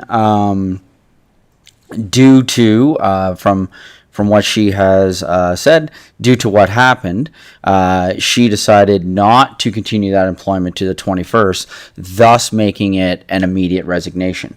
So I actually think both are absolutely true at the exact same time. I am not denying that a letter was presented on December the 3rd where she pointed out that I'm resigning. Of course that happened. I'm not going to deny the fact that there's a letter sitting here. I would also suggest that any information that I have provided to anybody throughout this time is always based on the best information I had at that time. I didn't know that this letter was done on December the 3rd. It is irregardless. If she was to be an employee until the 21st and chose to resign on the 7th, those are two different resignations. Thank you. Councillor Hanley? Okay, because this one deals with me. First off, the letter of December 3rd is requesting the documents. The resignation occurred before December 3rd. So I'm reading through that. I have to give Cuff the benefit of the doubt in this time on one issue, in that he at least leaves my deceased wife out of it. I lost my wife 6 months before the election, and not 5 months later, my fellow councillors are implying that my wife and I have a vendetta against a certain individual. That is pure speculation, that is hurtful, and that is just outright mean. There is no way that that is respectful in any way or fashion, right? But it's done, right? I've said that before. How this particular presentation, as somebody who's been in financial planning for a long time, right? Starting out in the beginning, if somebody provides a presentation on variance explanations and uses circular references to never give you an answer, and that happens with somebody who's usually generally very junior in the process. And I don't know of anybody who does financial planning that has ever not been told that's not an explanation. Providing a mathematical answer is not an explanation, right? She was asked, she did that numerous times. She was given the opportunity to go through her entire presentation, right? Without interruption. Then when we chose to address her, we addressed the points in the presentation that were circular references. We said to her, you do not need to respond. This is for future meetings. When you produce these reports in the future, not to make these same mistakes. Everyone seems to be overlooking that, right? Now that's the fact of the format that was done. She has a boss who's responsible to ensure that we are informed properly, right? That boss should have looked at that presentation and said, this makes no sense whatsoever. He should have stopped it from going forward. If he wanted to protect his employee from being called out for providing something that is nonsensical to council, then that was his responsibility. And everybody seems to be overlooking that. And because this is something personally to me, that's all I'm going to say about it. And I think it's important to remember that, as was indicated, this is a senior level employee. And as the definition of harassment dictates, that harassment does not refer to the exercise of legitimate managerial authority, including but not limited to day-to-day operations, managing employee performance, or the application of progressive discipline. She's not a junior level employee, and as you watch the video, there was no aggressive tones, there was no raising of the voice, etc. She was just being talked about what exactly was being presented on, that she had provided for presentation. Councillor Dean? Yes, thank you. I'd actually like to comment on the part in the letter in there. First of all, I have done this privately on multiple occasions, as have my two colleagues. Councillor Hanley, I've apologized to you on multiple occasions about that sentence being in there. And it was certainly not, and I will say this publicly to who, and you can put it on record, it was certainly not meant in any way, shape, or form to have been disrespectful to your deceased wife. All of us here have had or have spouses, and certainly believe that there are limits in what you should and should not be talking about in any political agreement and or disagreement. I believe that the comment was specifically just intended to that this happened. One of the things that I was actually glad about during the campaign, and you and I actually talked about this on the campaign trail, was that you stayed and were bringing that expertise, because this is definitely your area of passion. During our election together, both of us shared with each other what our passions were, and yours were the finances. And you were somebody that before you were elected, you were certainly passionate about the finances of the city and the city being done properly, and you have continued to demonstrate that same passion as an elected official, and is something as your colleague sitting on this side of the desk with you that I actually do appreciate. I apologize that those comments were taken in that way, but it doesn't matter how they were intended, it's how they were taken. And so it doesn't matter how it was intended in that letter. The fact that it hurt you is wrong. The fact that I caused you emotional distress from that makes it wrong. Likewise, if the employee feels that they are being harassed, right? Likewise, we can't interpret that. That was how she was interpreting that. But again, I do apologize for that comment, that it was done in that way, and certainly it was actually speaking to the passion for which you and your late wife demonstrated for ensuring that citizens of this city were represented well when it came to finances. I appreciate the apology, but I still fail to understand why it was even in there. Right? It has no point. It has nothing to do with council, has nothing to do with the event, nothing to do with anything except for the purposeful intent of. That's not true. Yeah. Again, that is why I apologize. Yeah. Right? Again, the intent was simply that happened.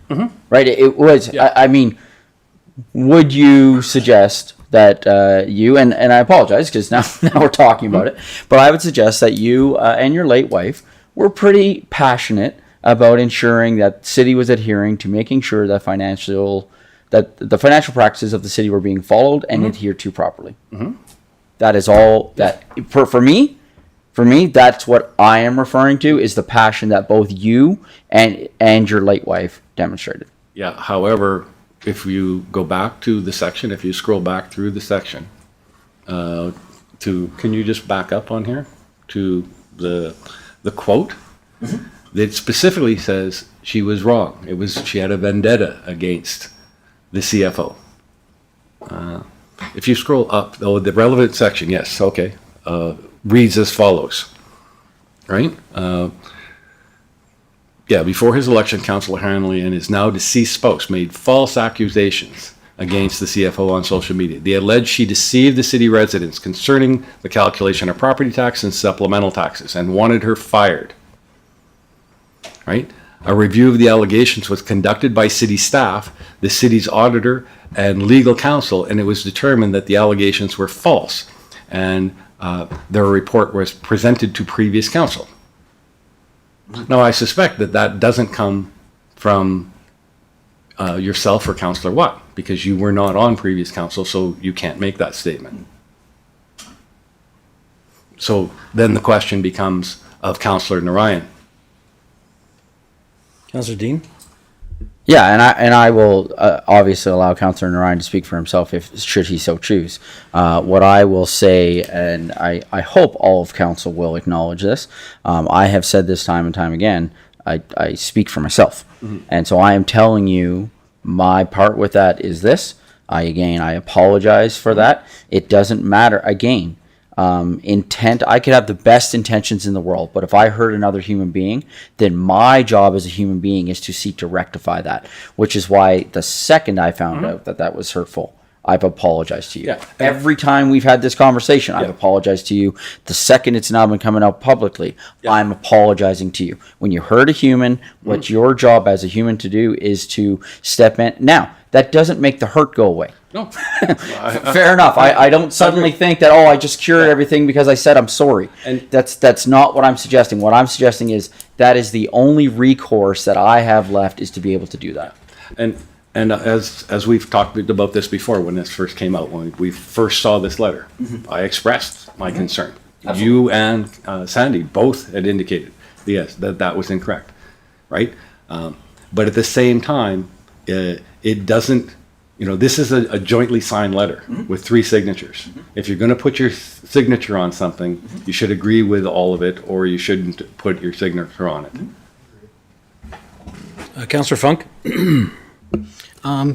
Just like to ask for clarification on the statement that, where'd it go?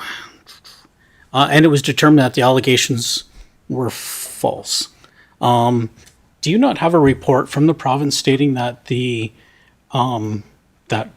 finances were incorrectly done within the city, Councillor Hanley?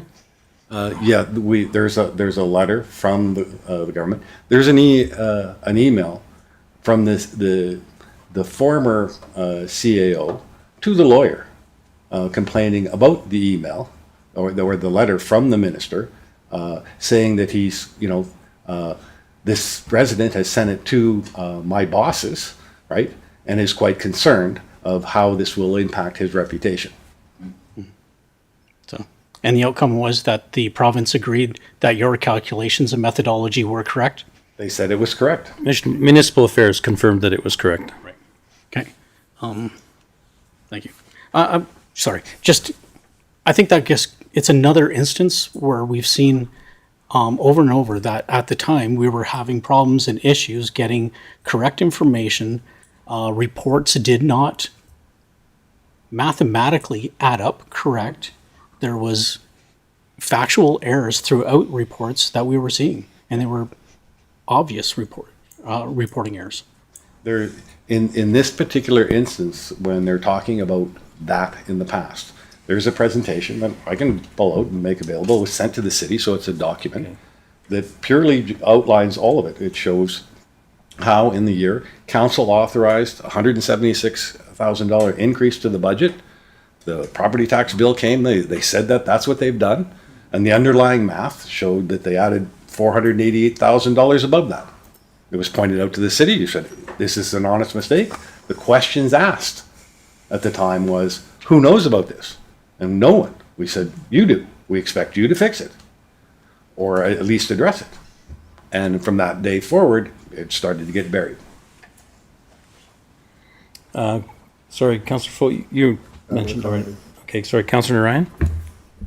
Yes, thank you, and through the chair. So there's a lot of different points of discussion. I'm going to stick to the initial one, being the resignation of the CFO. Now, I don't think, of course, I can't speak to the rationale behind what Mr. Cuff wrote in his report, but what I'm sure is that he definitely has a lot more information through interviews and everything else than what we do. So what I'm going to say is that the decision that, again, I cannot speak for him, I'm only going to guess that his decision as to what to write was as a result of the totality of all the information that he had. And I'll leave it at that. Thank you. Okay, I'd like to move on. to item 21.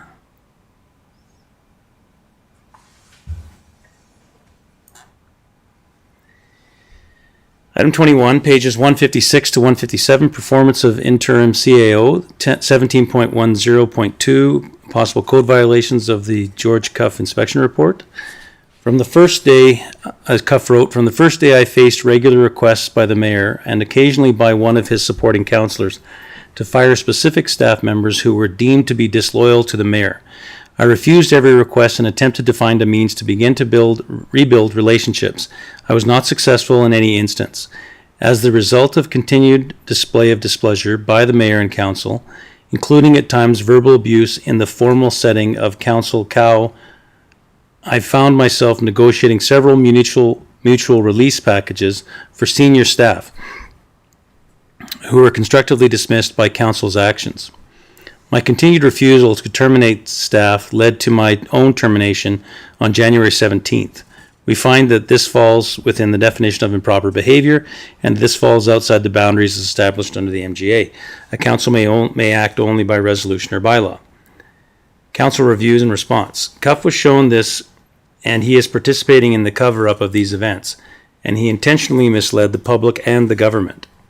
The interim CAO indicates that council learned of a senior member of IT was deleting and destroying city property after this was uncovered. Interim CAO asked the mayor to cover up and forgive crimes and wrongful activity by staff, which the mayor would not agree. This led to issues with the interim CAO. The interim CAO paid funds out without authorization and above his authority and were unbudgeted expense. $600,000. His term he referenced to it was payoffs to staff. Additionally, he paid $100,000 to a construction company. Interim CAO asked staff to cover up crimes of property destruction by creating a staff policy allowing it retroactively after the time, as you'll see below. He also encouraged councillors Dean, Ryan, and Watt to spend unbudgeted funds without council approval, amongst many other things.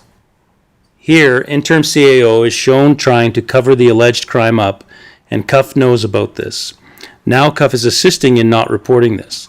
The interim CAO was caught asking Ledge Services manager to create a fake policy after the fact to cover the alleged destroying of city property up. However, even the legislative manager tells him it is city policy to keep the files and emails, and in fact, all fired and resigned staff get a legal hold on their files and emails so that they cannot be deleted. The IT manager deleted these and destroyed city property and has been referred to legal counsel. See files attached separately on the CFO, who was paid almost $400,000, and the director of HR, which was paid $200,000. The interim CAO admitted to me that and other councillors that it was hush money, and when I seemed surprised, he would not communicate further. So in this email, we'll read from the bottom. So this is from the CAO to the alleged manager. This is an IT end user policy that speaks, sorry, that's not low enough. From the CAO to the IT manager. You both heard what I communicated to council on this topic. Do you know of any written policy, protocol, or directive on this topic? The the ledge manager responds by saying, there is an IT end user policy that speaks to keeping email records. According to this policy, they are kept for at least 2 years and hardware may be examined, reviewed at the direction of the CAO or council. See snippets below. Litigation holds will be applied to the emails of any user whose employment or contract is terminated, voluntary or not, pending any FOIP requests that may be imposed on the city. A litigation hold will be placed on each council member's email for the duration of their term plus 2 years. Users do not have any expectation of privacy with respect to activities conducted and documents stored on the city's network, hardware, city Wi-Fi connection, or other devices, and are required to comply with the FOIP Act. in order to protect the city and prevent liability, information received, generated, or stored on the city network, hardware, or other devices may be examined, inspected, monitored, or reviewed by the city at any time without the user's consent or notification. However, this shall be conducted only through specific direction of council or the CAO. The CAO writes back, "Thanks. As I read the policy, there is nothing that precludes having an operational practice relating to the cleaning of used equipment." Your thoughts? Ledge manager to the CAO, I agree there is nothing precluding that. Most files are kept in adherence to our retention schedule or in the case of emails stored on a file server anyway. I would recommend that IT have something such as an administrative policy written down that at least speaks to the cleaning of used equipment. If this is the operational practice the admin wishes to continue following, that way, it can be referenced should topics like this arise in the future. The CAO back to the IT manager, great idea. Care to write the policy? So they speak to of cleaning the computer is deleting the hard drive, which is not backed up on the computer servers. The above is an opinion of the investigator. No context nor evidence is provided. His statements ignore the principles of natural justice and procedural fairness. It violates legitimate expectations, participation rights, adequate reasons, and demonstrates bias towards the duly elected mayor and council by painting a negative narrative. Council finds the inspector's unprofessionalism and bias is further demonstrated in his desire to believe in and failure to investigate a former interim CAO's job performance. As identified on the previous findings, on page 156, the correspondence was untruthful and contained unfounded allegations. Council is concerned with what other untrue statements were also included within that correspondence. Despite numerous requests, Council has never been provided with these allegations from Municipal Affairs or George Cuff. The former interim CAO has already demonstrated his lack of integrity and competencies by authorizing severance packages and unapproved, unbudgeted payments without the authority of Council, refused to deal with security breaches and destruction of property, refused to follow motions of Council, actively participated and encouraged councillors to act without authority in seeking and review and inspection process with Municipal Affairs, provided advice to Council contrary to legislation and city policies, requested staff to write policies after the fact to justify his actions. His original interim contract was for 2 months, and Council was concerned that would not be enough time to find a suitable replacement. At the time, he was asked if he would be willing to extend into January 2022. His release was performed in accordance with his contract. Council is in consultation with legal and considering next steps in relation to this individual. Council finds that the former interim CAO action falls within the definition of improper behavior and that it falls outside the boundaries as established by the MGA.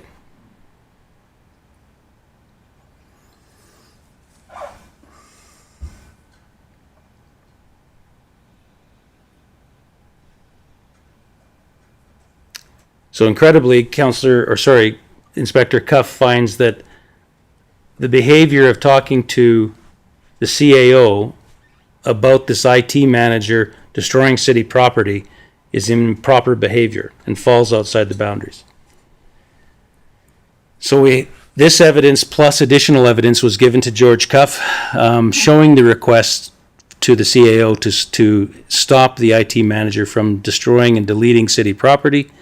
And yet, Inspector Cuff decides to show part of the story and lean it in one direction.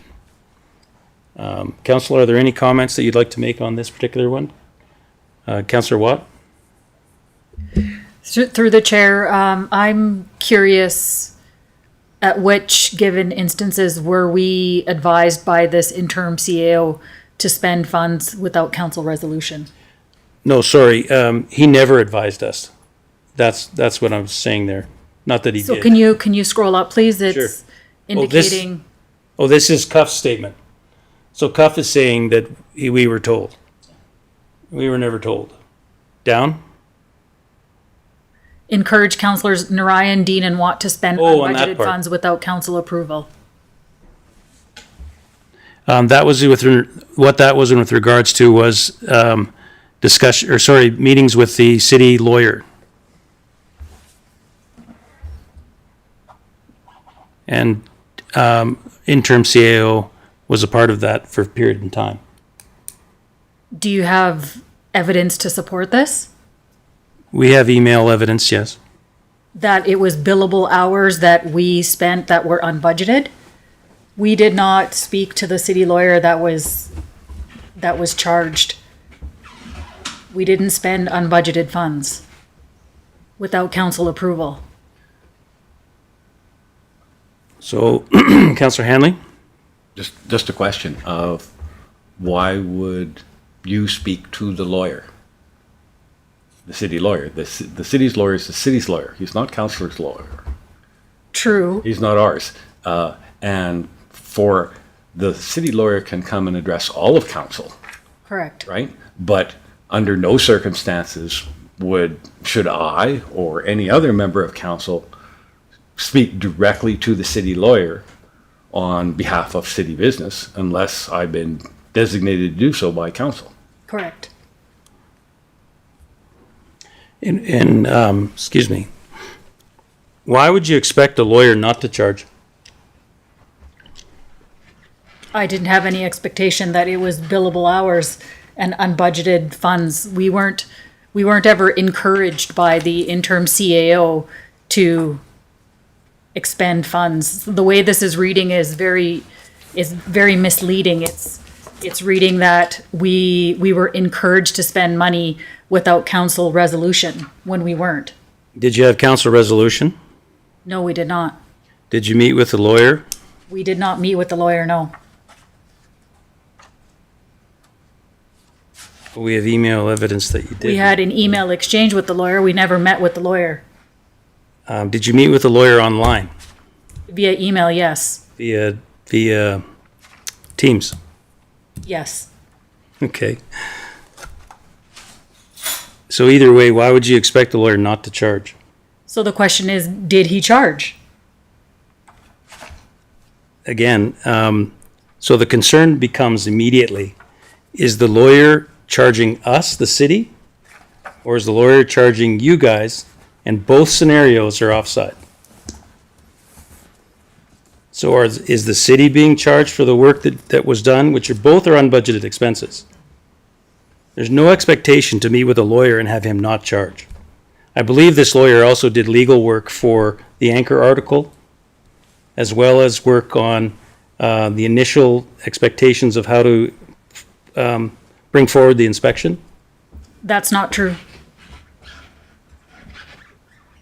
Well, actually, today we'll go through that later in our code of conduct, so we'll be able to show that evidence that it is true. Okay, I look forward to that. Okay. Councillor Dean?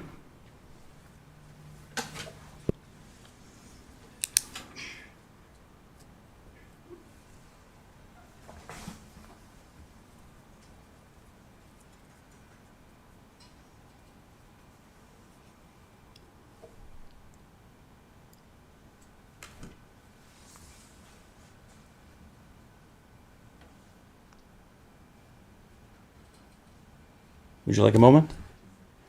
Councillor Funk?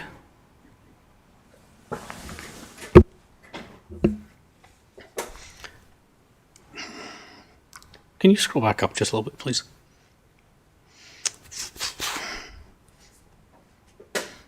There's so many pieces of information in this one.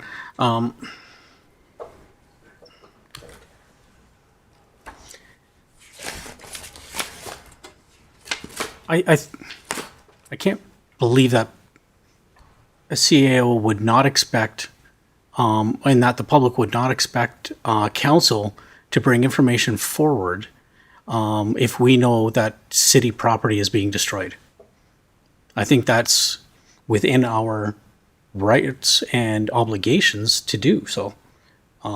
Not doing so would be worse. So we had a discussion, or somebody, actually it wasn't me, somebody had a discussion with the CAO about the situation and that there was files being destroyed. I think that is prudent and well within the rights of any counselor to bring that forward, and it should be brought forward. It's what's being written here is completely offside and against the, I think, is a misuse of what's written in the MGA. Councillor Foat? This, this evidence speaks for itself. It is totally offside. I will add something to it. I was the counselor that wrote an email to the CAO expressing my concern over files that were being destroyed, computers that were being wiped. And I will not apologize for that, because I think I was totally within my right as a counselor. I was doing my fiduciary duty to bring this to his attention. And the way Mr. Cuff has construed this, I'm very disappointed.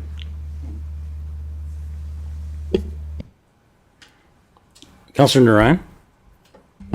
Thank you. And through the chair, in my understanding would be that Mr. Cuff would have sat down with one or more of these individuals, including the former interim CEO. Again, I don't know if he did or not, but whatever decision he made, I'm sure he made it, again, considering the totality of all the information that he had.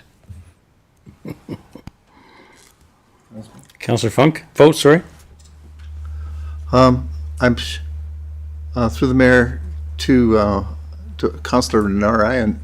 I am sure he talked to all parties involved, and Mr. Cuff went further on to write me up as a code of conduct for me bringing to his attention and showing my fiduciary duty of something that was wrong. And that is wrong. Truth is truth. Well, and to be specific, Mel, what actually that he was talking about in that instance was I had written an email to the councillors indicating what was going on with Trevor, with the IT manager, and with CAO Harry, and Councillor Foat had responded to, which was sent to all of council. Councillor Foat responded to all of council and indicated that this behavior was incorrect, and that this person should be removed and let go. That particular statement on its own, and only on its own, got sent by some of our councillors to Municipal Affairs and Cuff, identifying it as, here we go, councillors indicating that they should be allowed to let staff, tell CEO what to do, and tell staff to go. So again, the issue there is without context. So the email that I had sent, it outlined how this person had been destroying and deleting incredible amounts of files and property of the city. But that, unfortunately, which Cuff had full knowledge of, had both sides of that email, and he chose to only talk about, in section 23 of this report, only talk about that one section of that email. Pretty crappy. Councillor Hanley, did you say you had something to say? No? Yeah, I just find it, I just find it incredible that destroying of public record, which is a requirement of legislation, is acceptable on this practice. It's like if people do that, it's like, oh, you can't do anything about it. If you're doing something about it, you're doing something wrong. I find that ludicrous.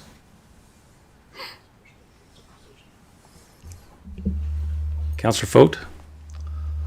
I think this is fraudulent activity, and it could be criminally investigated, and I think it should.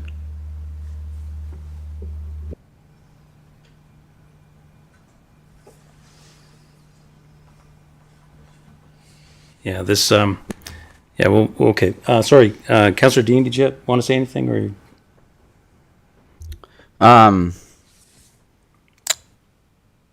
I do have a question, if I may have a question.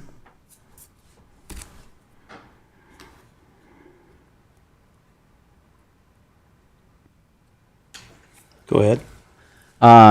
I think this is great. I think it's a good opportunity for us to be able to speak to things that we're seeing and provide our perspective. I'm wondering why the change from what happened last night, because this is the same material, some of it, not all of it, that you read last night. So I'm just wondering why we have the change this evening where we are able to do this. I'm just wondering how that change came about for tonight's meeting. We were just asked if we could go through some of this in more, some of these, I guess, key points in more detail, and allow there to be, rather than information be put forward that's been put into the document, is to actually discuss it in more detail in the council chamber. So we're trying to, unfortunately, it's 7 o'clock already. We've taken 2.5 hours to go through 3 items. This is the challenge of doing that. And so I think it's something that we've got to maybe revisit, but, you know, there is, unfortunately, the document is the CUF inspection is quite large. And one of the reasons that we disagreed with it so vehemently is basically every line of it has, you know, a variety of untruths to them. And so it's unfortunate that you would go through it line by line like that, and I think we can't really even do that. Sure. I think we're just still grabbing onto some summary portions of it.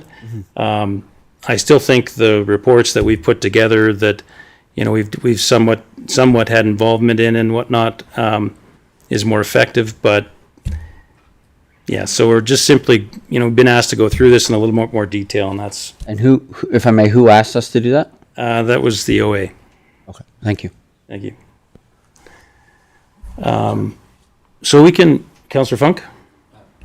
Just clarification, was it, sorry, I can, believe I asked council to go through that in more detail. no. It was, My response to council was, forget dealing with discrediting the report and move on with the directives.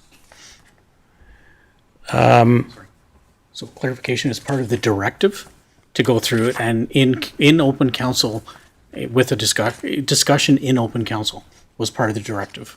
But that was not my direction. No. I did not state that. Furthermore, I don't understand why this report is not on the city's website or was contained in the agenda packet. It's a public document. I've requested it numerous times. I'm being denied that information. I do not understand why. 27th. I've requested this since April.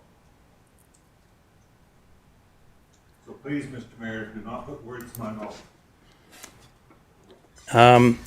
Okay, Mr. Legore, I'll find the email, okay?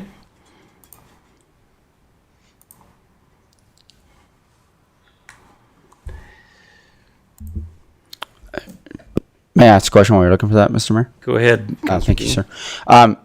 Sorry, so, because I'm just wondering about the, because it's very different than last night, right? So was that request then made between last night's meeting and today's special meeting? Is that what you are saying, Mr. Mayor? That's correct. Thank you.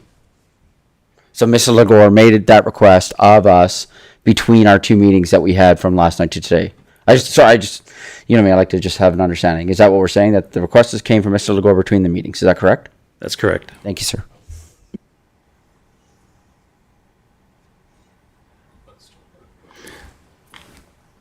So the email that I'm referring to is yesterday at 7:46 p.m., and maybe I interpreted it incorrectly.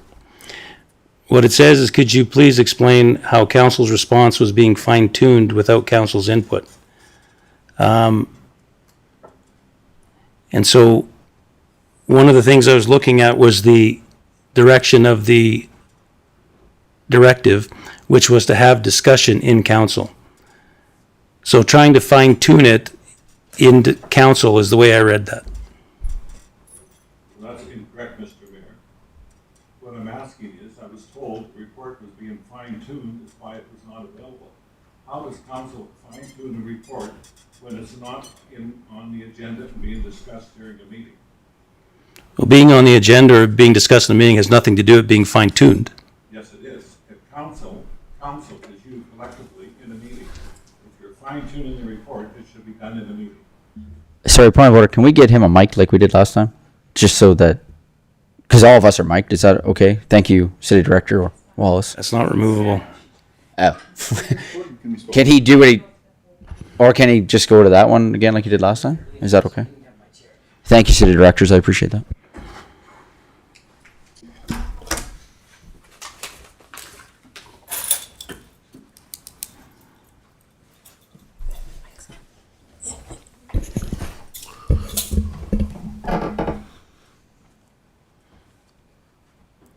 Please proceed. My throat's going. It's a question that I've asked of you, Mr. Mayor. How can the report be fine-tuned when it's not within this room? I don't understand. So we're bringing forward the report to review online so that residents and council can talk about it. I was told by your administration that the report was being fine-tuned by council. In order for council to fine-tune that report, it would be a discussion in this room. So how did that happen when it wasn't in this room? That is my question. So how it was being My fine-tuned? question was to administration, not to the mayor. So how it was being fine-tuned before was putting it into report format? Because we obviously had collected information to prepare the report. This report is not built by anybody else but us. And us is council This is collectively. council. Collectively. Collectively, yes. So all of council had input into it. All of council had varied input into it, yes.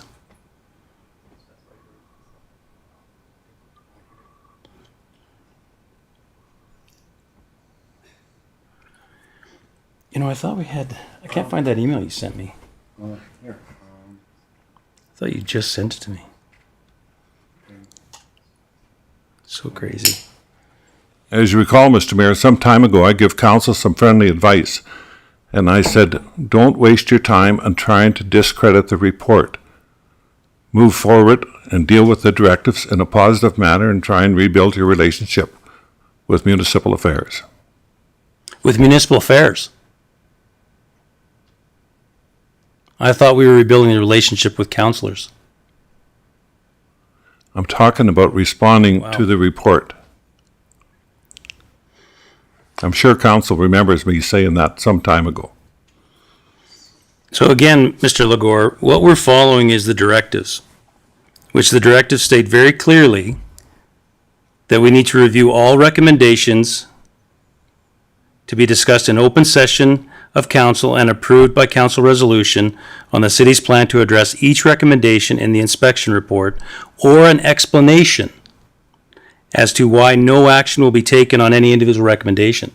So how can we explain why we're doing something or not doing something if we're not talking specifically about what the report says? That's your opinion, Mr. Mayor. Very true.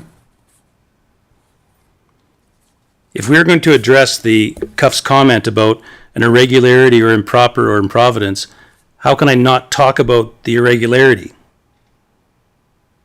If that's what I'm supposed to talk about. That's Cuff stating that. It's not a counselor stating that.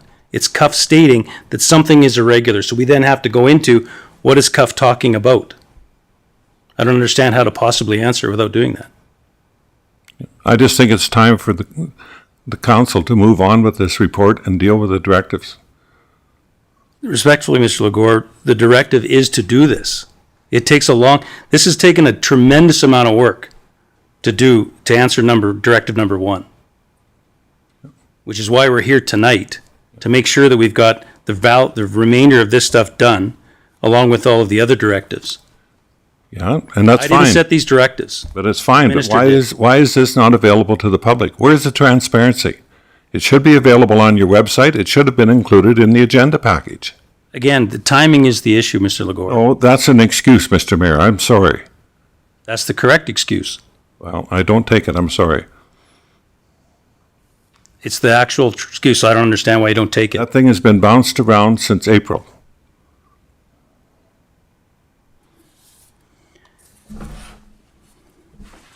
Well, there's been a lot of revisions to it, yes, since April.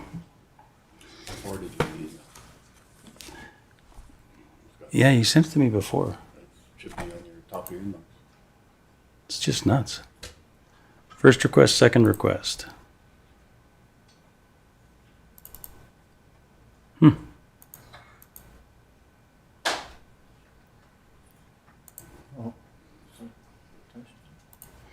Councillor Ryan?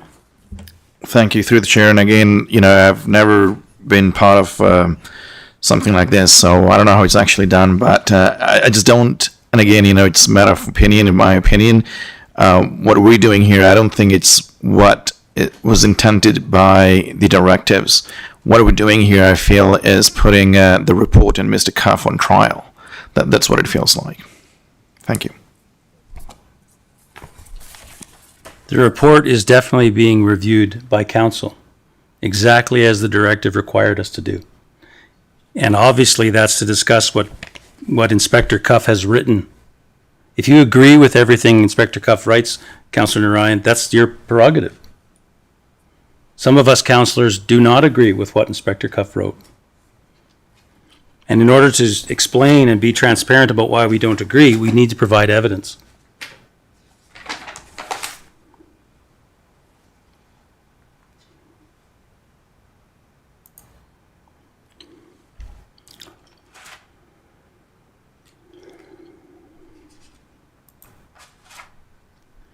So moving on to item number 21.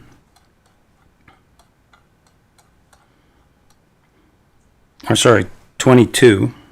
This is a perfect example of how could we not contradict the evidence. So on page 157 of Cuff's inspection report, 1710-2 possible code violations, Cuff writes, the city's finances, and in particular the city's CFO, were a major focus of the mayor and his supporting councillors. This resulted in staff never being able to provide council with a full briefing of state of city's finances and the work that was being completed for the 2022 budget. CFO made numerous attempts to have constructive discussions and to make information presentations to council. In every instance, the mayor or Councillor Hanley would be verbally abusive of her work, questioned her professionalism, made additional defaming comments, took her apart in televised public session.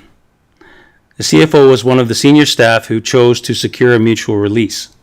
We find that this falls within the definition of improper behavior and that it falls outside the boundaries as established by the MGA.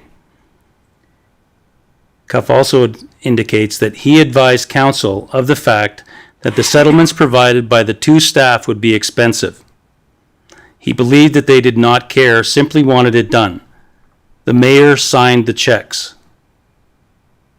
We find this to be improper behavior as it reflects disregard for the policies and finances of the city. So when we're looking at this and looking into the council review, so George Cuff has indicated that he actually did provide council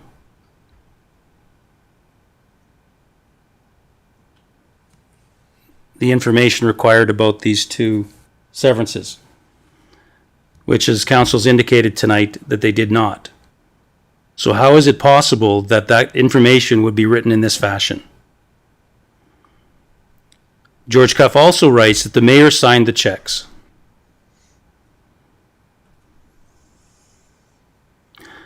Cuff is falsely stating that council did not let staff continue. Council always listened to every financial presentation staff provided. Proof is on the council videos. Council was never abusive to staff. Cuff is completely wrong in his use of MGA Section 180. Councillors, in fact, are allowed to ask questions in council or workshops of presentations. Cuff is misleading the public and the government. This is a crime. Cuff indicates that the interim CAO told council about expensive severances. That never happened. Never once did he tell council. Regardless, he needs a motion of council to fund an unbudgeted expense. Additionally, the mayor did not sign checks. I've never signed a check with the city of Chestermere. Cuff was told this by myself and other councillors in our interviews. It was paid by a manual payroll entry adjustment done electronically. This undermines Cuff's entire integrity and truthfulness of the report. But let's see if we can provide proof for that. So in the city of Chestermere's GL statements as to one of the HR director's payments, she received just over $200,000. $141,000 of it was paid by cash or email or EFT transfer. The balance, $60,000, and was paid for CRA to be taken off as taxes. The bank statement from the city's TD Bank shows that this payment was done by EFT, and in fact not done by check. So how could Cuff state that this was paid by check and signed by the mayor? The next payment shows the GL payment, for the CFO of $348,000. $256,000 of it was paid to her bank account. $92,000 was paid in for taxes. Again, the City of Chestermere's TD Bank indicates the EFT transfer of $256,000 done on December 17, 2021. The above is an opinion of the investigator. Little context nor evidence is provided. His statements ignore the principles of natural justice and procedural fairness. It violates legitimate expectations, participation rights, adequate reasons, and demonstrates bias towards the duly elected mayor and councillors by painting a negative narrative. Cuff finds the inspector's unprofessionalism and bias is further demonstrated in his desire to believe in and failure to investigate a former interim CAO's job performance.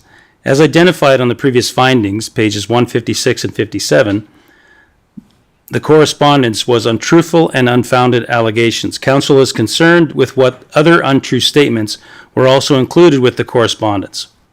Despite numerous requests, Council has never been provided with these allegations. The former interim CEO has already demonstrated his lack of integrity and competencies by authorizing severance packages and an unapproved budget payments without the authority of council, refused to deal with security breaches and destruction of property, refused to follow motions of council, actively participated and encouraged councillors to act without authority in seeking and review an inspection process with municipal affairs, provided advice to council contrary to legislation and city policies, requested staff to write policies after the fact to justify his actions. His original interim contract was for 2 months, and council was concerned with that not being long enough time for a replacement. At that time, he was asked if he would be willing to extend to January 2022. His release was performed in accordance with his contract. Council is in consultation with legal in considering next steps in relation to this individual. Council finds that the former interim CAO's actions falls within the definition of improper behavior and that it falls outside the boundaries as established by the MGA. Council also finds the former interim CAO behavior is improvident as it reflects disregard for the policies and finances of the city. As of note, Municipal Affairs was also sent every one of these documents, in addition to George Cuff. Council, do you have any comments in relation to this particular information? Councillor Handling?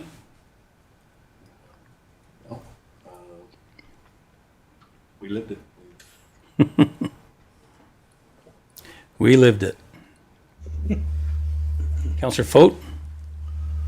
I think this very plainly states that the evidence was not looked at properly, and I would disagree with Councillor Narayan when he said that it seems like we're putting Mr. Cuff on trial. We're not. We're just questioning his inspection and the defamation of character and the tear apart that has came to our city through this false inspection.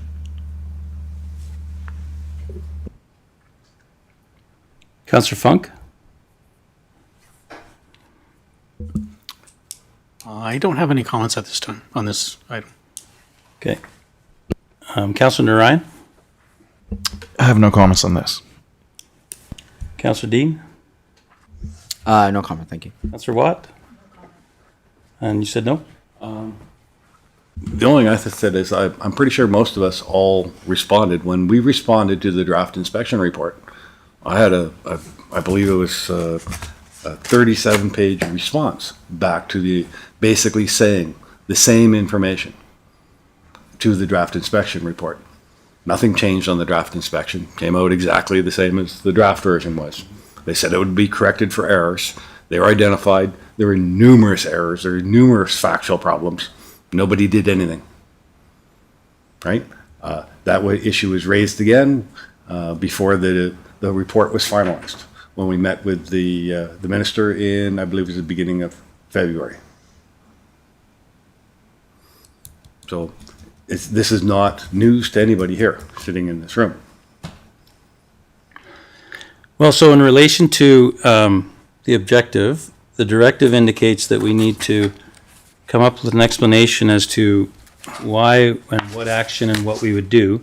So in relation to this, it indicates that the council and the mayor's behavior was improvident.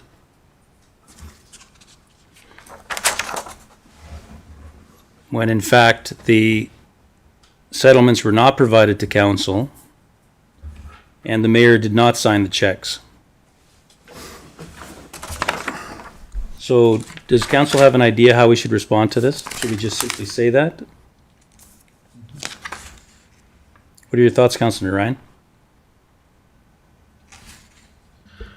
If you want to come back to me in a moment, thank you.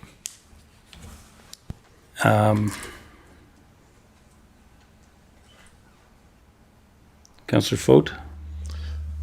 I would say that we respond back to this, that this, I guess it was, is improvident. This report of his, it was unjust, and I think that as far as the payouts go, I'd like to make a comment on that. In all my years of hiring people, when somebody quits, they usually get 2 weeks' pay, and their and their pay. In this case, this was not done right. To the tune of $600,000 between 2 people. That is definitely fraud. Well, and the director of HR, which we showed an email of, indicated that she did not agree with the severance that was being paid to the CFO.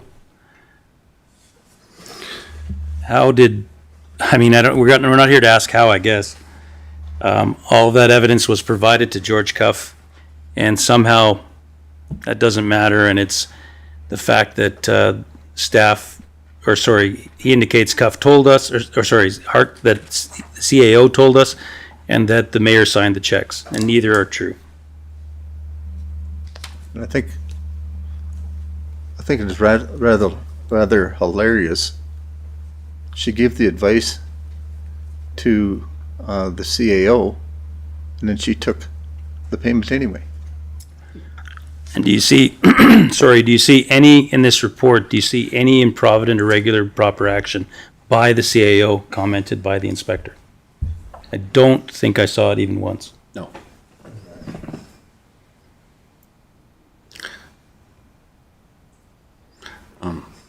There's one other point.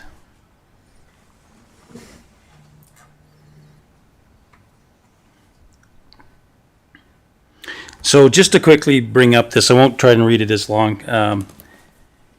So the instance number 27 on page 170 was in relation to the alleged services. 17.10.2, where Cuff writes that Chestermere uses the eScribe system for meeting management, including the creation of minutes. Typically with this system, draft minutes should be available for review within 1 or 2 days. It's not unheard of that is in some municipalities where eScribe or other electronic meeting management systems are used, that draft minutes have even been available to be circulated for review that evening of a council meeting day. Technical problems can occur in any software-based system. However, it is highly unusual for this many sets of minutes to remain unpublished for as long as many of these ones have. The one obvious cause for this type of irregularity would be poor performance by legislative services staff or political interference in the administrative function of publishing approved minutes. If this problem has been caused by either staff capacity or staff capability, questions follow up the chain of command through the supervisors of those staff, all the way up to the city director responsible for the functional area and the council who has established an organizational structure where they hired and are responsible for the supervision of that city director. The other possibility presented is political interference. When this many sets of minutes have not been made available to the public, one might wonder if someone is trying to hide something. Even if this is not the case, the potential for residents and other stakeholders to be asking this question should be enough motivation for council to ensure that what should be a routine administrative procedure is completed in a timely manner. Now keep in mind that previous to this, all of these had been on the city's website, and that George was explained exactly what is coming up as to why that happened. Pure nonsense and speculation. Cuff was given the exact reasoning behind the work they were doing as described below. It is incredible that Cuff can choose to tell half-truths, and in this case full outright falsehoods, when he knows the answer is very simple. We had bad staff intentionally trying to derail council and legislative services. They were caught fraudulently changing minutes and were fired. All minutes had to be redone from scratch. The videos of these council meetings were always available. This is improper of Cuff to mischaracterize the truth in this manner. Cuff lacks the disclosure and is improper. The above is an opinion of the investigator. I'll just jump ahead. The inspector's bias is demonstrated in his statement. The only obvious causes for this type of irregularity would be poor performance by legislative services staff or political interference in the administrative function of publishing approved minutes. And in his second statement, when this many sets of minutes have not been made available to the public, one might wonder if somebody is trying to hide something. Even if this is not the case, the potential for residents and other stakeholders to be asking this question should be enough motivation for council to ensure that what should be a routine administrative procedure is completed in a timely manner. Council original legislative staff was caught being deceitful and obstructing council by not providing proper advice and not including and/or rewording council motions within the minutes to change meaning. They both chose to resign afterwards. New legislative staff were brought on board and their job performance within the probationary period proved less than satisfactory. The replacements had to review all videos from the beginning of council when we were elected and correct all the minutes since council's term began. The investigator chose to ignore this information when provided and add his personal speculation on political interference. Council concludes that the cause of this irregularity was a result of poor performance by legislative services staff. The situation has been corrected and legislative services performance is not perfect but is continually improving.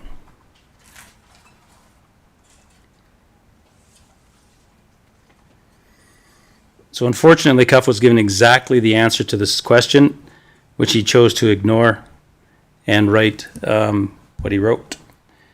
So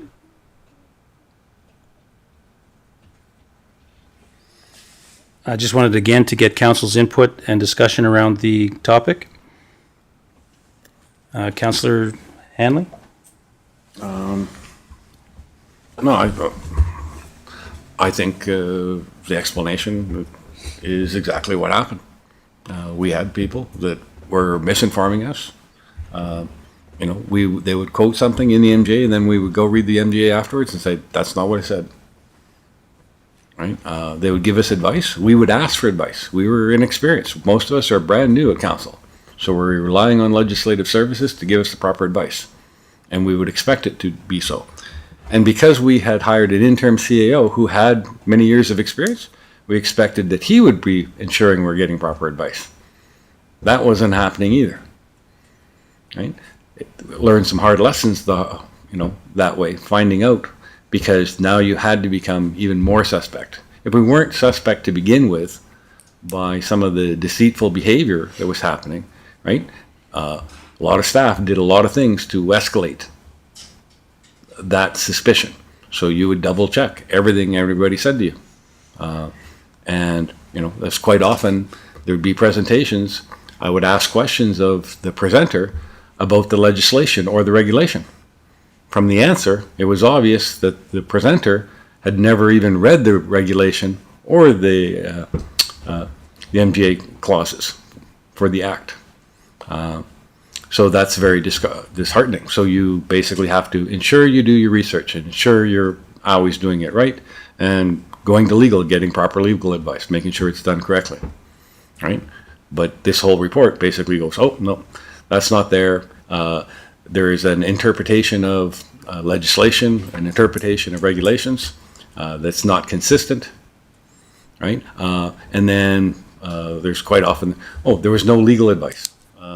I remember on the Tri-CO model, there was no legal advice. It was contrary to law, right? There was actually 3 different legal opinions that all allowed us to do so, right?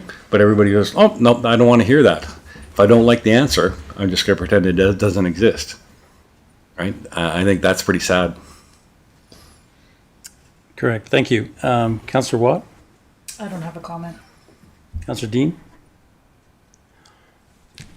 Councillor Fote? I say let the evidence speak for itself. Okay. Councillor Funk? Actually, I just did a quick search through the MGA. I love electronic. It's interesting that actually I couldn't find any reference to a timeline that meeting minutes have to be completed and approved by unless required by ministerial order for information provided to the minister. That's the only time it actually has a timeline, and our procedural bylaw does not require or does not have a timeline either. Along with our procedural bylaw does not actually require presentations and information be attached to the agenda items. True. Councillor Narayan? Thank you. And through the chair, I'll just make a comment about, I think, the 2 former Legislative Assembly clerks that were being made reference to. And again, it's just a matter of opinion. I've, been a councillor, this is my 2nd term, and they've served under my 1st term as well. I've always found them very professional and competent, and I never felt that they were misled. If anything, they were, very competent and always guided council well, in my opinion. Thank you. Thank you. Okay, well, this concludes the, I guess, looking at some of the key points of the presentation. What I'd recommend is that we have a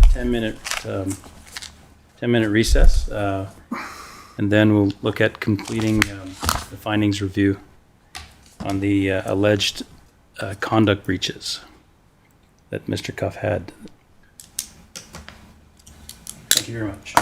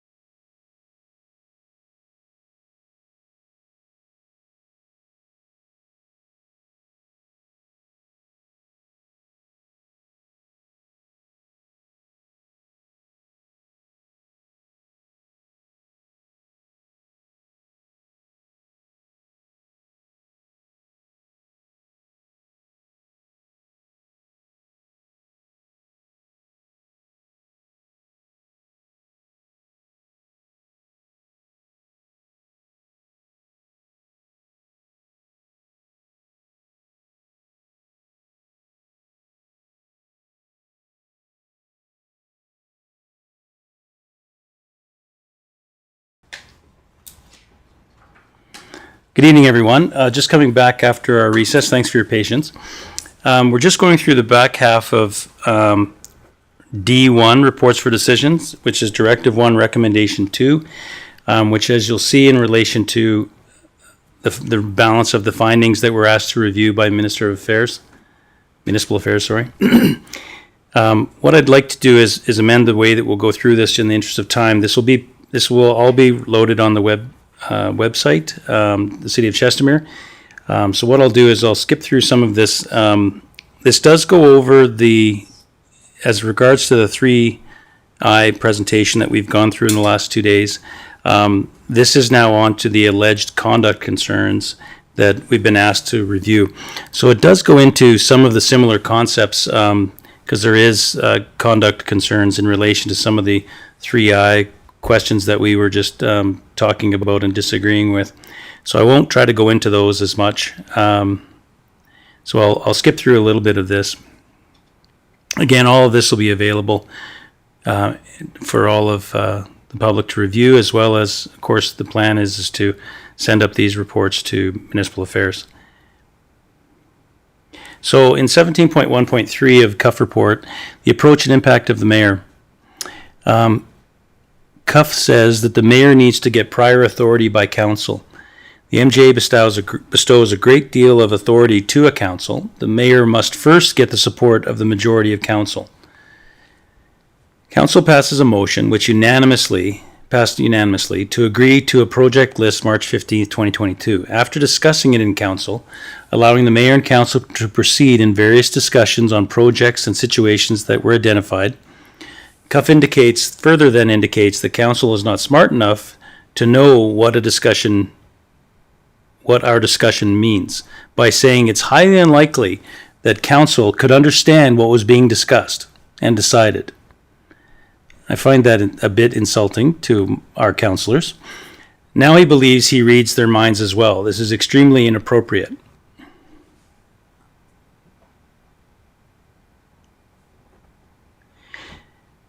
So I'll just skip forward into, so again, CUF talks about if there was such an initiative to bring forward to council requesting projects, that such initiative might be commendable if the mayor had sought formal approval of council. Reality is the mayor always has approval from council and informs council. We also note that the mayor has publicly advised that he is involved in a number of initiatives which he believes will benefit the city. They may. The difficulty lies in the fact that the mayor vigorously pursues those ideas which in his opinion will benefit the city now and or in the future. Such initiative might be commendable if the mayor had A, sought the formal approval or agreement in principle of council, thereby establishing the majority of council agreed with his belief in the value or importance of that initiative. So Inspector CUF was provided with these next two lists, which are exactly that indicate that we sought through council a discussion around these projects, and got council approval ahead of time so that all of council would know what is going on. Council directs the mayor and administration to continue to work on the following projects and engage legal advice as needed. All projects will come to council for required approvals. Again, that goes through dog parks, the entertainment district, which is regards to restaurants, the beach, the retail, condos, design, Storm Pond development, and John Peak Park. Dredging discussions with WID, Sunset Beach, South Shore waterfront discussions with the WID and developer, Southeast Canal pathway along the canal to Delmead Lake and Langdon, East Acreage's servicing and subdivision solutions, Webster negotiations and planning, Twin Highway 1 bridge, Twin Rainbow Road, negotiate purchase of CRCA lands with Rocky View County, negotiate changes with CRCA and recreation facilities, negotiate lands on the 11 acres across from Camp Chestermere, from development lands to recreation, assist negotiations with the golf course owner, buyers, and Preservation Society and residents as needed, negotiate sports fields with Centron, soccer, football, rugby, and baseball, and discuss ideas for servicing around acreages in Chestermere. In camera, which was discussed and allowed to be disclosed by council now. Motion number 2, Council directs the mayor and administration to continue to work on the confidential projects as discussed in camera and engage legal advice as needed. All projects will come to council for public disclosure and required approvals. Those included the Canal Southwest Alberta Environment, Landscape South Side of Canal Asphalt and Canal Entrance, Canal Southeast WID, Float, and Pathway to Langdon.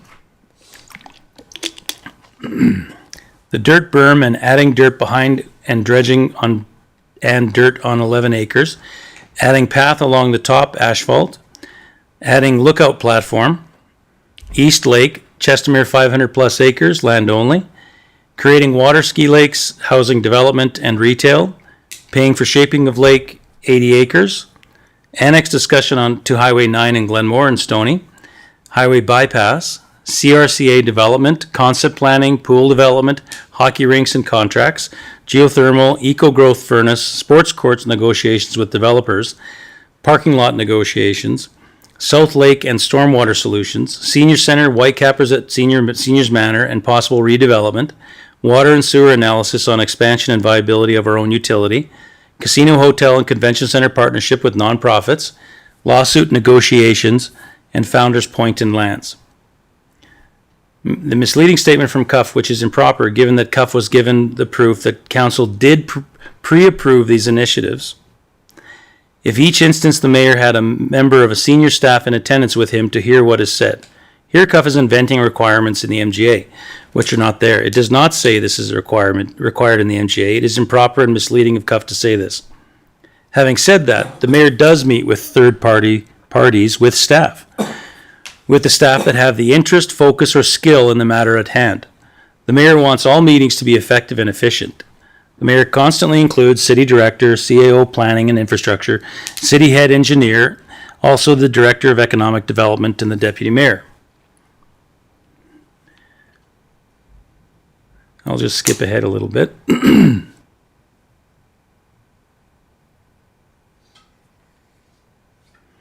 17.3.1, we were advised the council sees a number of advantages in the Tri-CAO model, including the following, as stated in the mayor's response to questions by the inspector.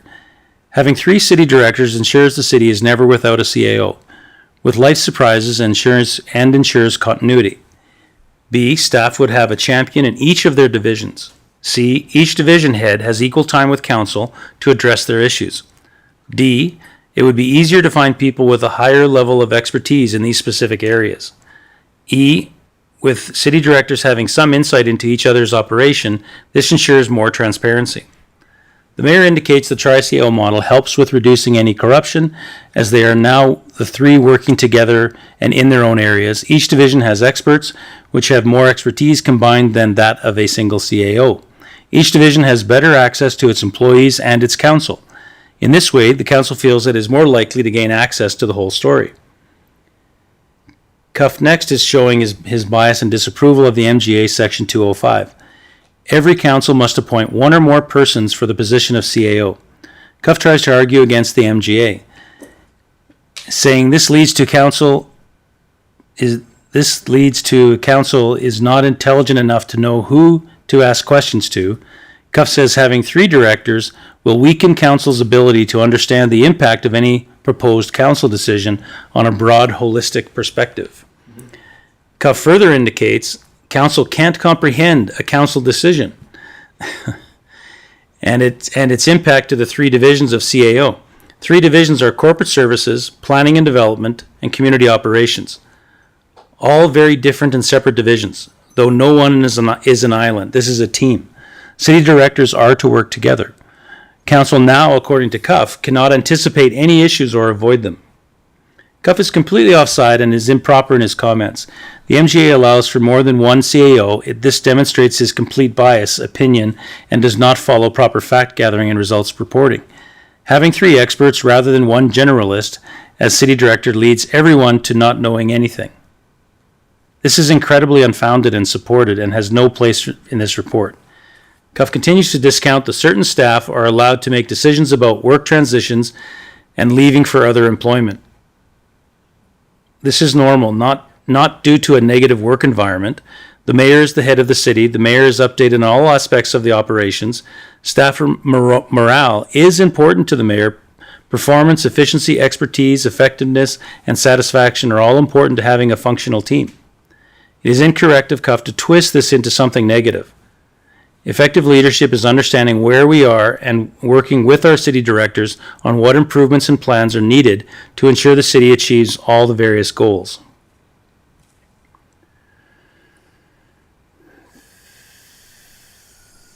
(17.6) is designated officers. CUF fails to clearly indicate that the MGA clearly states in Section 210 that a council may by bylaw establish one or more designated officer positions, each position with a different title, duties, powers, and functions. By bylaw are not required to report to the CAO/city director. Thus stating the SAG group, which are designated officers, is in fact allowed and endorsed by the MGA, which again was clearly supported by legal opinions, all provided to CUF and Municipal Affairs. It is improper of CUF to suggest otherwise. Council uses professional staffing companies to search for these professionals and negotiate employment. CUF was provided this information, yet he chooses to mislead the reader, indicating that this was not occurring, which his behavior is improper and untruthful.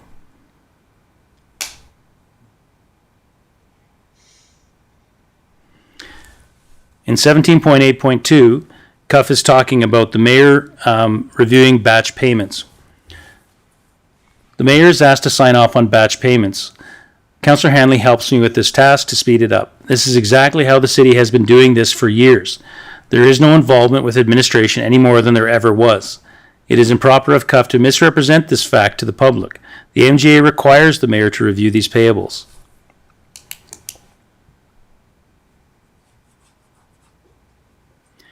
(17.9.2) are findings.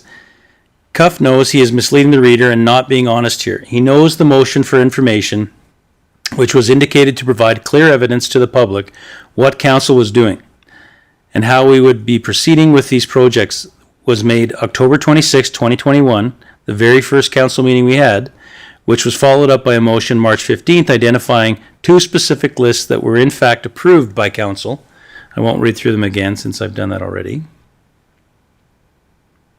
These motions clearly indicate that the mayor and councillors were allowed to begin work and negotiations on these projects, and the initiatives extensively listed. We find it improper that CUF does not represent the truth and rather attempts to mislead the reader instead by giving half-truths.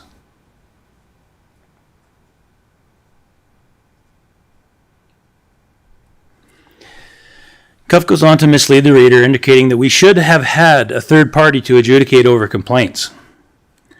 We have had the foresight to bring this by motion in the very first weeks of our being elected, that our codes of conduct would be adjudicated by a third party. We were using one of the largest law firms in Edmonton that no one on council had any affiliation with. This was disclosed to CUF, and he was provided the motion by myself, and it's also public on our website. Yet he intentionally misleads the reader, indicating that this didn't happen. This is untruthful reporting and improper behavior by CUF.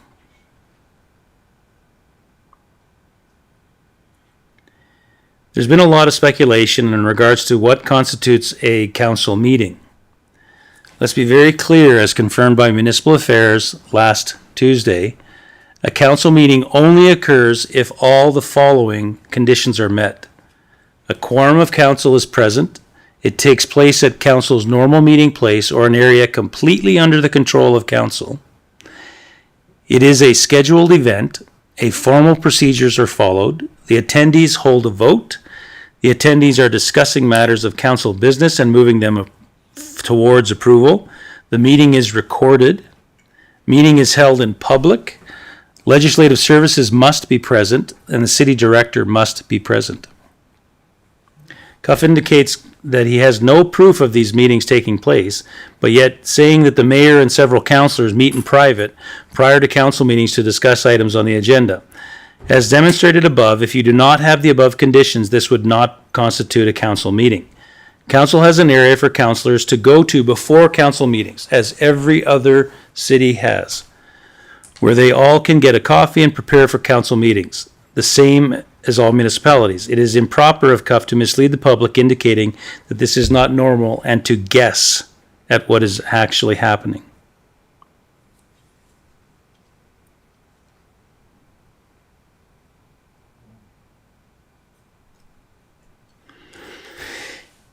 We're getting close to the end of this. CUF is telling false statements here that are very improper of an inspector. CUF indicates the mayor ordered the interim CAO to sell a piece of property along the lake to a resident. The mayor did not order anything. Council, through a motion, told interim CAO to review and sell a piece of property to the resident that the city took from the resident years ago. As moved by Councillor Funk on December 21st, 2021, the council directed administration to negotiate a fair deal with the landowners and that the cost of interest at the time of the sale, as well as the damages to their dock, electrical, and irrigation system, be considered in the negotiations. This was passed unanimously by council.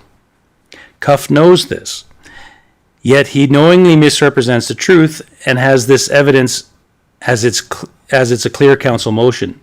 Incredibly improper and completely fraudulent, CUF makes the statement regarding the Webster lands.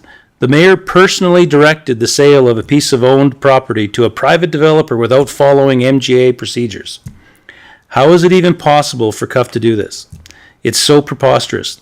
The mayor cannot even sell a piece of property without council passing a motion. Councillors Dean, Narayan, and Watt wrote CUF and Municipal Affairs and stated that Mayor Jeff Colvin unilaterally negotiated and signed a sale purchase agreement to sell approximately 97 acres of city land without discussing the agreement with council or seeking the ratification of the agreement by council, where in fact this is a total misstatement of what events actually happened.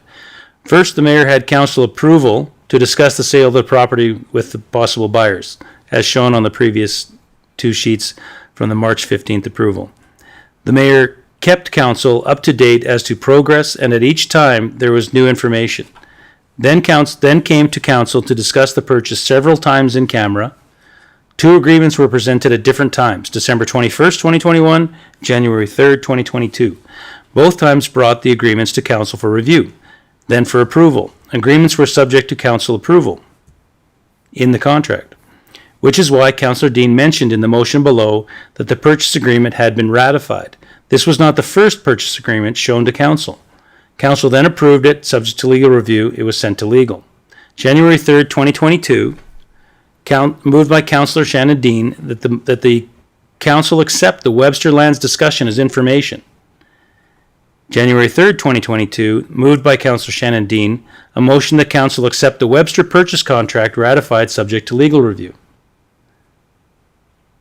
So if you remember, this indicated that Jeff unilaterally signed and sale purchase agreement to sell approximately 97 acres without discussing the agreement with council or seeking the ratification of the agreement by council.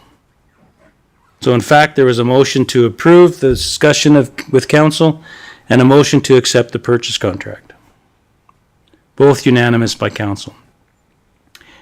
Previous to that date, which was January 3rd, this is some of the discussions with council, which indicate various discussions about the Webster buyer is starting due diligence and their plans for the healthcare campus and super confidential urgent care. Additionally, the assessment that was provided to us of $9.4 million, which is done by, I can't remember the name of our assessor, but Accurate Assessments. Additionally, the property was had a for sale sign on it and listed for sale. This is a copy of the $500,000 check that was provided from the purchaser. Council agreed to a graduated price of $10 million to $15 million January 3rd, 2022, plus offsite levies. Accurate Assessments 2021 value is $9.48 million.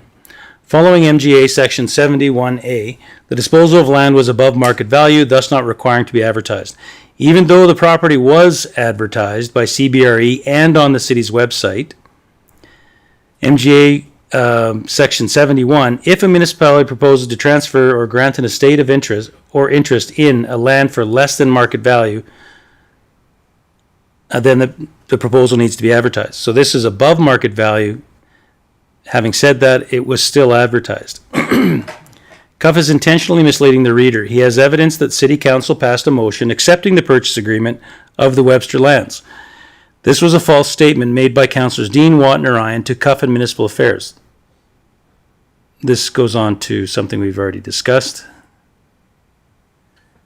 about the 2 signature checks.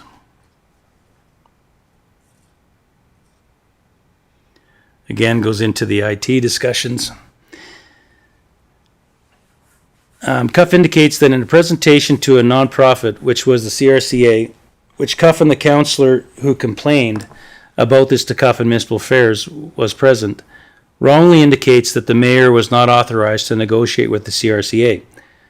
Whereas proven in the March 15th, 2022 council-approved project list, the mayor is authorized to negotiate with the CRCA and Rocky View County for the purchase of the lands and changes with the CRCA and recreation facility. All this evidence was provided to Cuff and Municipal Affairs and all councillors. It is improper that Cuff and councillors state false information to the public.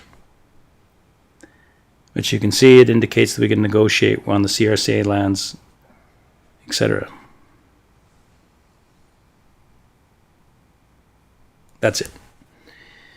So we went through that a little bit fast. That concludes the directive number 1, recommendation number 2, which is to review the 3 I's and the balance of the findings on conduct, alleged conduct breaches. So I think with that, Callan, we would need to have a motion to accept that as information.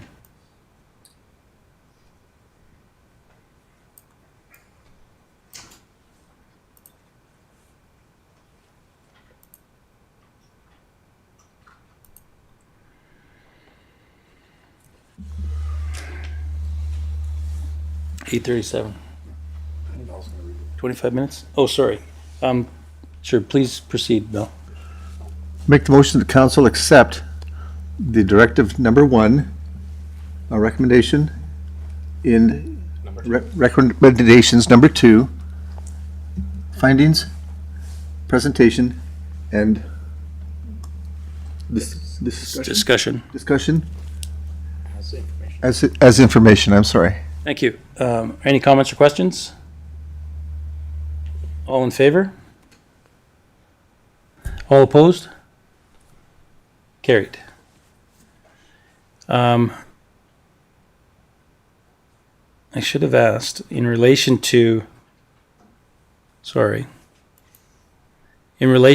the discussion on the balance of the code of conduct findings. Is there any comments that council wishes to make? Councillor Sandy, no. Councillor Hanley, no. Councillor Funk, no. Councillor Funk? No. No? Councillor Fote? No. Councillor Narayan? Okay, thank you.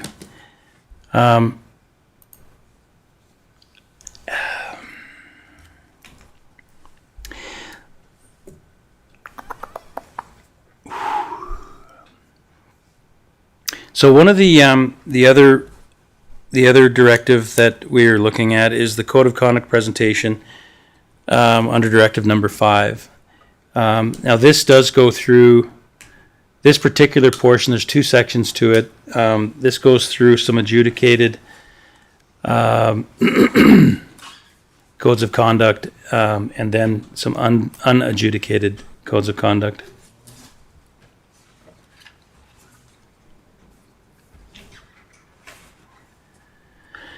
So this goes through and I'll try and go through this quickly. The complaint alleges that the social media Facebook post that Councillor Narayan made on July 22nd, 2022 was in breach of the code of conduct by making false statements to the public and failing to show respect for council, the city, and city staff. Please see sections 4.1, 4.8, 5.34, and 5.36 of the code of conduct.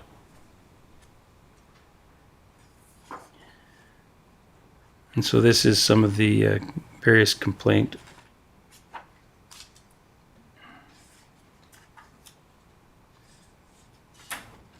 Sorry. Okay, so just looking at the decision summary, the This indicates this is from the legal firm of Reynolds Murph, which indicates that I have been appointed to investigate a complaint made against Councillor Ryan, copy which is provided. Copy has been provided to Councillor Ryan and asked for his response.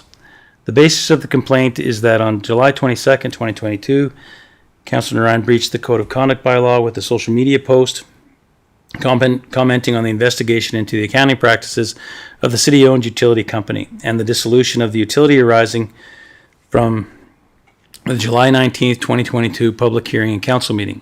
I've concluded that this social media post breached sections 4.6, 4.8, and 5.36 of the Code of Conduct bylaw. The complaint alleges that several sections of the code have been breached, specifically Section 4, the general principles, Section 4.5, support the majority decision of council, Section 4.6, be respectful of the professional opinions of city staff, and Section 4.8, publicly express personal opinions in a way that maintains respect for council and city staff. The statement made in Facebook post regarding the so-called irregularities identified by staff during the July 19th meeting of council is alleged to breach Section 4. By not treating the opinion of the city staff with respect, and by not showing support of the majority decision of council. The Code of Conduct contains direction with regards to communication via social media, and the complaint alleges that sections 5.34 and 5.36 have been breached. Section 5.34 urges caution with regard to the material posted to the internet.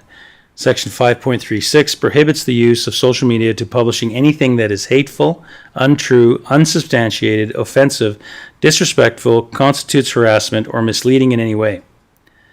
The letter of complaint states that the statement in the Facebook post, which states that the 2021 audited financial statements for the city and the utility have not been released to the public. It is noted that they are a handful of months late, with the provincially regulated due date being May 1st, is not accurate, as the financial statements were approved at a May 3rd, 2022 meeting and were referenced in the July 19th, 2022 public hearing discussion. The complaint states that Councillor Ryan attended both the May 3rd meeting and the July 19th public hearing. Councillor Ryan is reported to have voted to dissolve the utility on July 19th, during the council meeting which took place after the public meeting. The council vote was unanimous, and Councillor Ryan did not ask any questions or raise concerns about the dissolution.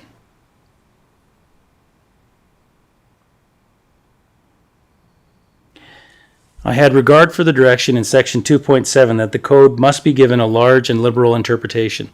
This to me means that the intent of the Code of Conduct is in the circumstances of this complaint means that council has determined that individual councillors are to refrain from posting material to social media that is untrue, that is misleading, does not show respect for the decisions of council, and does not show respect for the opinions of staff. I find the use of this phrase, so-called irregularities, breaches section 4.6 and section 4.8 of the Code of Conduct. Using this phrase does not show respect for a decision of council, and does not show respect for the professional opinions of staff. The lawyer indicates, I've reviewed the agenda package for the July 19th, 2022 council meeting posted on the city's website, and the agenda package includes a PowerPoint presentation about the utility company. The PowerPoint presentation regarding the utility company references the 2021 financial statements and quotes from them. Accordingly, I find that the financial statements for the utility company were available by at least July 19th. Public hearing and council meeting. I find the statement in Councillor Ryan's Facebook post of July 22nd contained a false and misleading statement regarding the financial statements of the utility company, when he stated the financial statements were not available. And so there was no third-party verification of the financial reporting. This aspect of the Facebook post breaches section 5.36 of the Code of Conduct bylaw by publishing information which is untrue and misleading. To summarize, I find that the use of the phrase so-called irregularities demonstrates a lack of respect for a council decision and a lack of respect for the professional opinion of staff, breaching sections 4.8 and 4.6 respectively.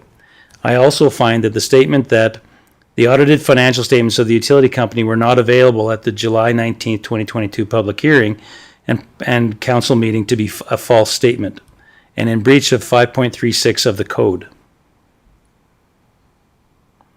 Rights and freedoms are guaranteed by the Charter, subject only to such reasonable limits prescribed by law as can be demonstrated demonstratably justified in a free and democratic society.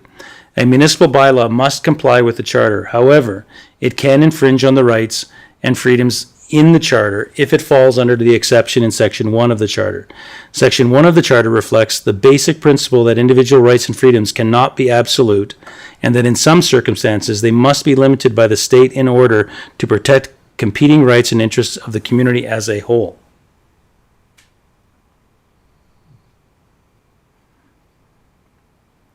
It is my recommendation that with regard to the breach of Section 4.6, respect for the professional opinions of staff, that council consider either a request for a verbal apology to staff to be recorded in the council minutes or a verbal reprimand. My further recommendation is that Councilor Ryan be required to post to his social media a correction regarding the July 22nd, 2022 post.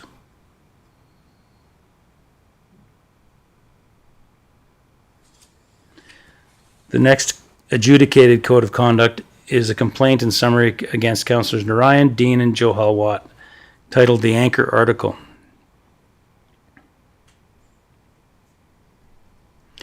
A copy of the complaint dated July 26 is attached, and this is your formal notice of the complaint pursuant to Section 6.17 of the Code of Conduct. The complaint alleges that the letter to the Chestermere Anchor and the social media post you made at the end of March 2022 was in breach of the Code of Conduct. The complaint lists the sections of the code you are alleged to have breached. And that's the same letter for all three councillors. The decision summary from Reynolds Murph. The basis for the complaint is that on March 31st, 2022, the councillors breached the Code of Conduct bylaw with an open letter published in a special Thursday edition of the Chestermere Anchor. I have concluded that this open letter published in the newspaper and social media breached sections 4.5, 5.5, 5.6, and 5.36 of the Code of Conduct bylaw.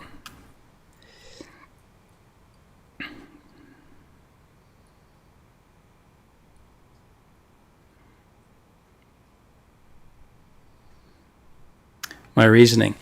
Authorization for the code and its interpretation. Each municipality is required under Section 146.11 of the Municipal Government Act to pass a code of conduct bylaw governing the conduct of councillors. The City of Chestermere has done so with the passage of Bylaw 003-2019. My task is to determine whether the newspaper open letter contains statements which breach the provisions of the Code of Conduct bylaw. In answering that question, I had regard for the overall intent of the Code of Conduct bylaw.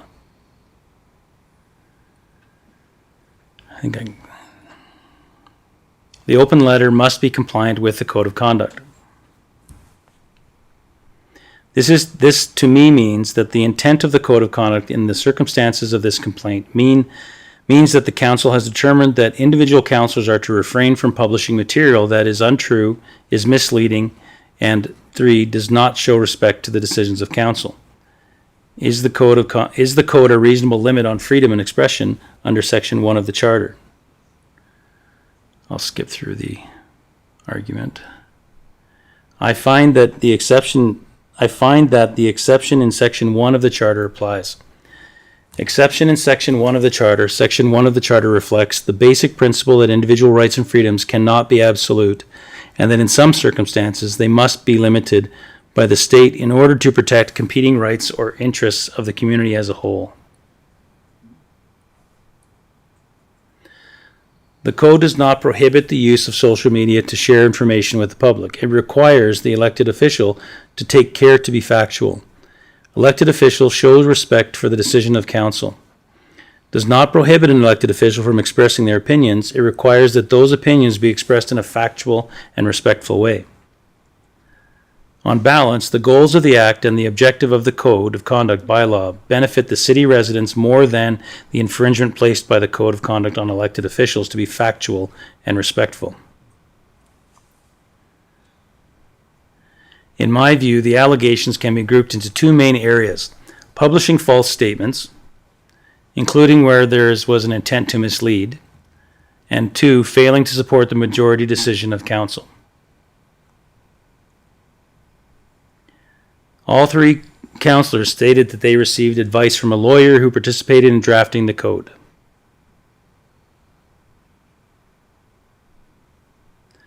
One of the councilors stated that the lawyer did not charge a fee. Whether or not the lawyer charged a fee is not persuasive to me regarding whether the open letter breached the code. Similarly, without knowing the information provided to the lawyer, the sections of the code considered, and the lawyer's analysis and reasoning, simply saying that legal advice was sought is also not persuasive. Two of the councillors were of the view that the complaint alleged their behavior in the March 29th council meeting was disrespectful and stated that the video showed that their behavior was not disrespectful.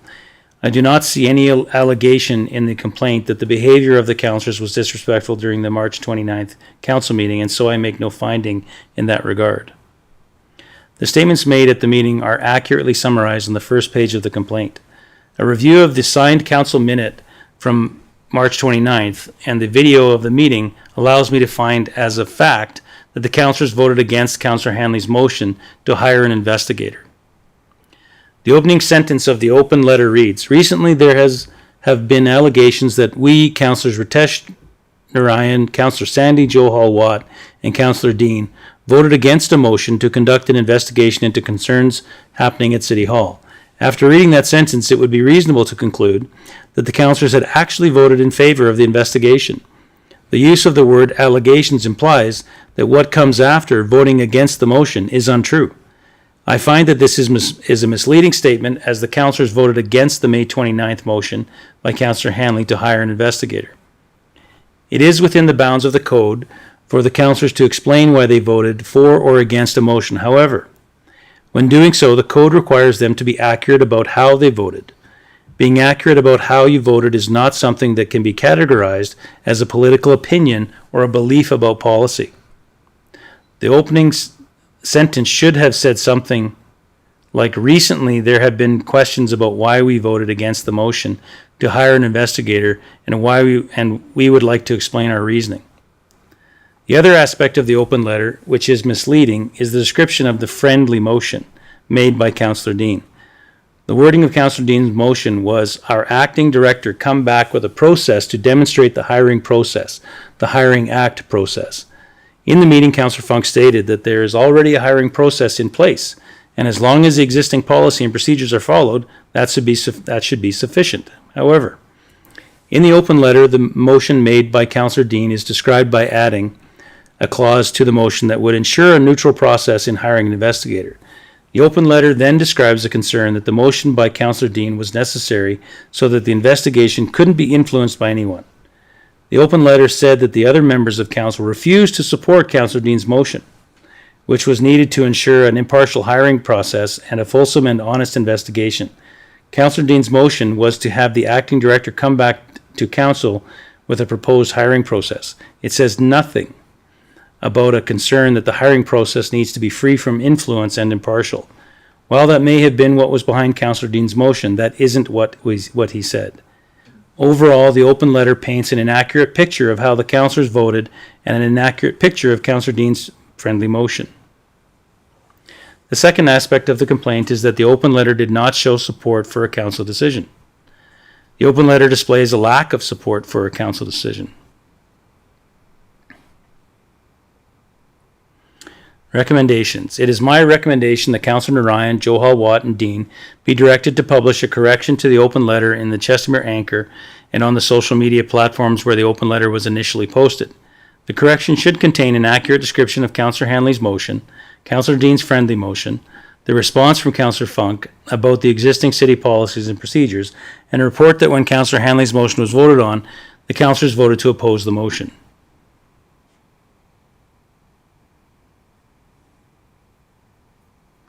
I believe that concludes. Sorry, no, it doesn't.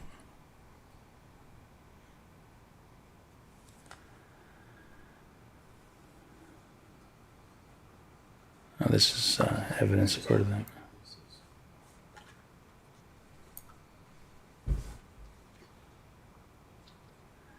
So this is the last adjudicated complaint, and I think after this we would possibly look to adjourn. Code of Conduct Complaint and Summary, Councilors Narayan, Dean, Joe Watt, Letter to Minister of Municipal Affairs. Decision Summary. The basis of the complaint is that councilors breached the Code of Conduct bylaw by including numerous factual errors and unfounded allegations in the letter to Minister of Municipal Affairs, requesting an inspection by the minister. Summary of the complaint. The complaint alleges that the situations described in the letter to the minister are untrue, and that the councillors have described the situations in such a fashion as to discredit the balance of council. The letter to the minister was based on the best information available at the time, according to Councillor Dean. My reasoning was in the interpretation of the code. Does the code apply to statements made to the minister by the councillors? Does the doctrine fruit of the poison tree apply such that I do not have authority under the Code of Conduct?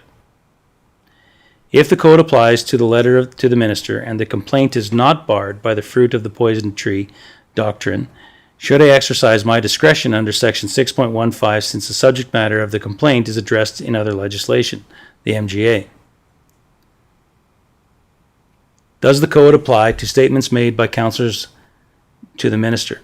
I have concluded that the Code of Conduct applies to statements made by the councillors in the letter to the minister. Section 2.4 of the bylaw makes it clear that the bylaw is intended to apply to all interactions between elected officials and the public using all forms of communication. What is less clear is whether the code is meant to apply to communication between councillor and the minister.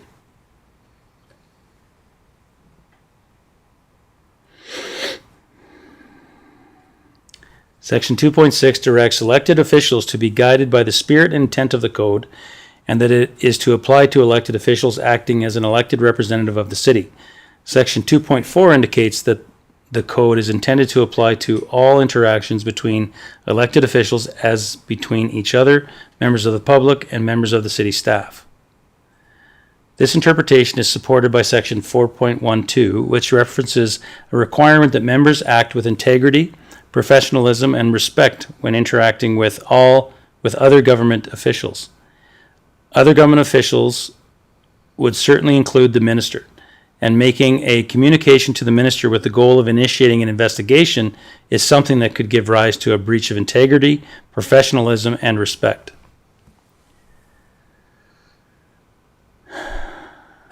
The individual councillors are to refrain from publishing material that is untrue, is misleading, and does not show respect for the decisions of council, whether the publication occurs in social media or letters to the minister. Accordingly, I conclude that the Code of Conduct applies to the councillor's letter to the minister. Does the doctrine fruit of the poison tree apply? The doctrine has not been transferred into Canadian criminal law. It's primarily in U.S. law. This doctrine does not apply to the investigations under the code. Discretion under Section 6.15 of the code. I find that the complaint does give rise to potential breach of the code. Presumably, the inspection report issued by the ministry will address whether or not the situations described in the letter are factually accurate or not. The complaint letter alleges that the way all of these situations are described in the letter to the minister give rise to a breach of the code.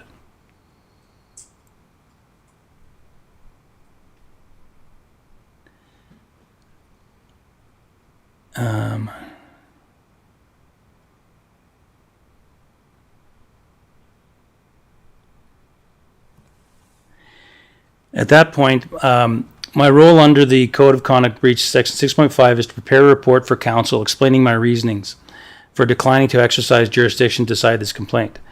Upon provision of this report to council and the councillors, my role under the Code of Conduct of Bylaw is complete, and the matter is in the council's hand pursuant to Section 7 of the Code.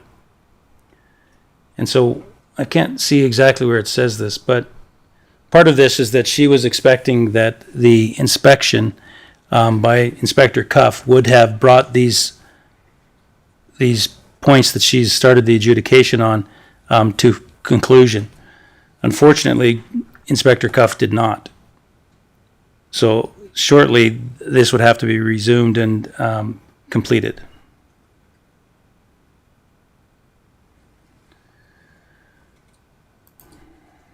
Wonder if I should go through this.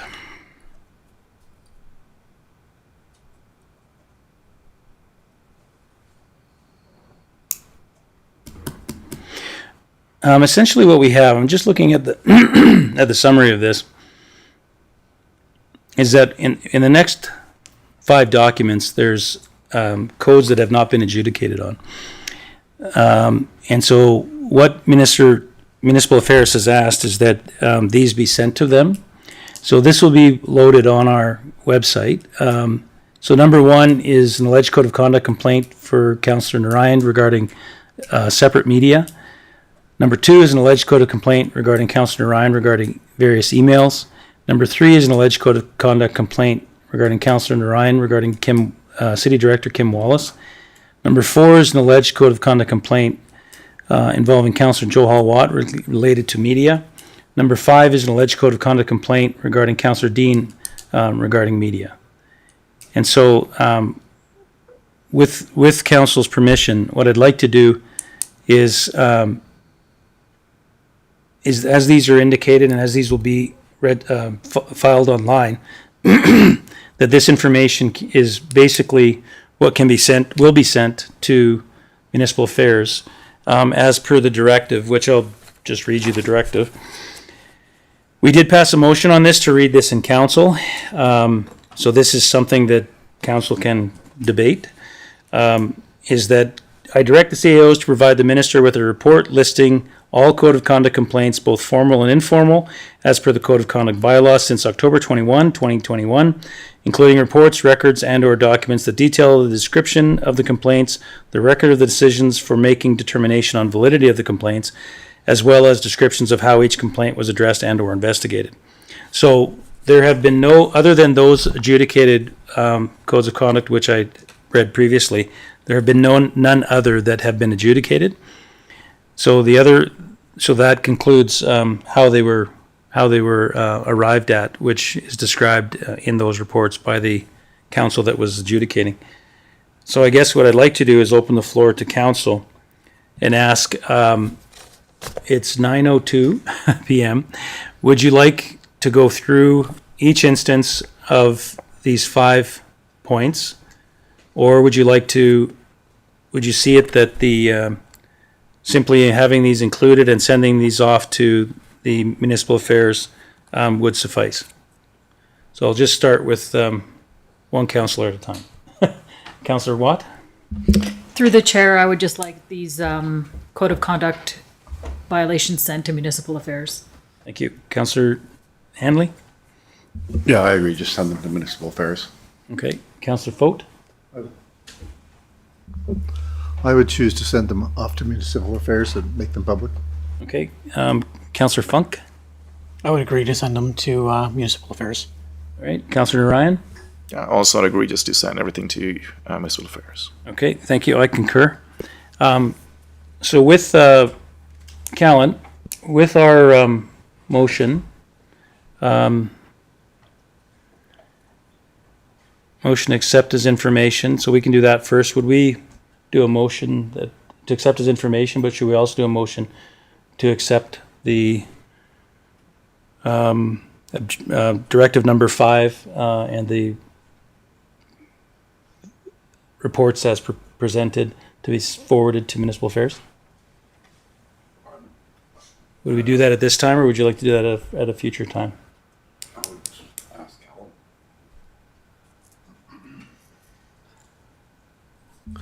Helen. Mayor and council, since our next council meeting is not till July 11th, and I believe the deadline is June 30th, direction today would probably be better than waiting. Okay. Does council have any issue with us providing direction that these can be forwarded? If you do, speak up. If you don't, I'll take that as a no problem. Okay. Callan, you've got the motion on the screen. Motion that council accept the Directive 5 and reports as presented. Can you say that under today's meeting and then under section D 2 of today's meeting, just for clarity. Councillor Hanley? Yeah, I would suggest that it read, council accept the Directive 5 Code of Conduct presentation reports as presented and send to Municipal Affairs. Because that's exactly how it appears in the agenda.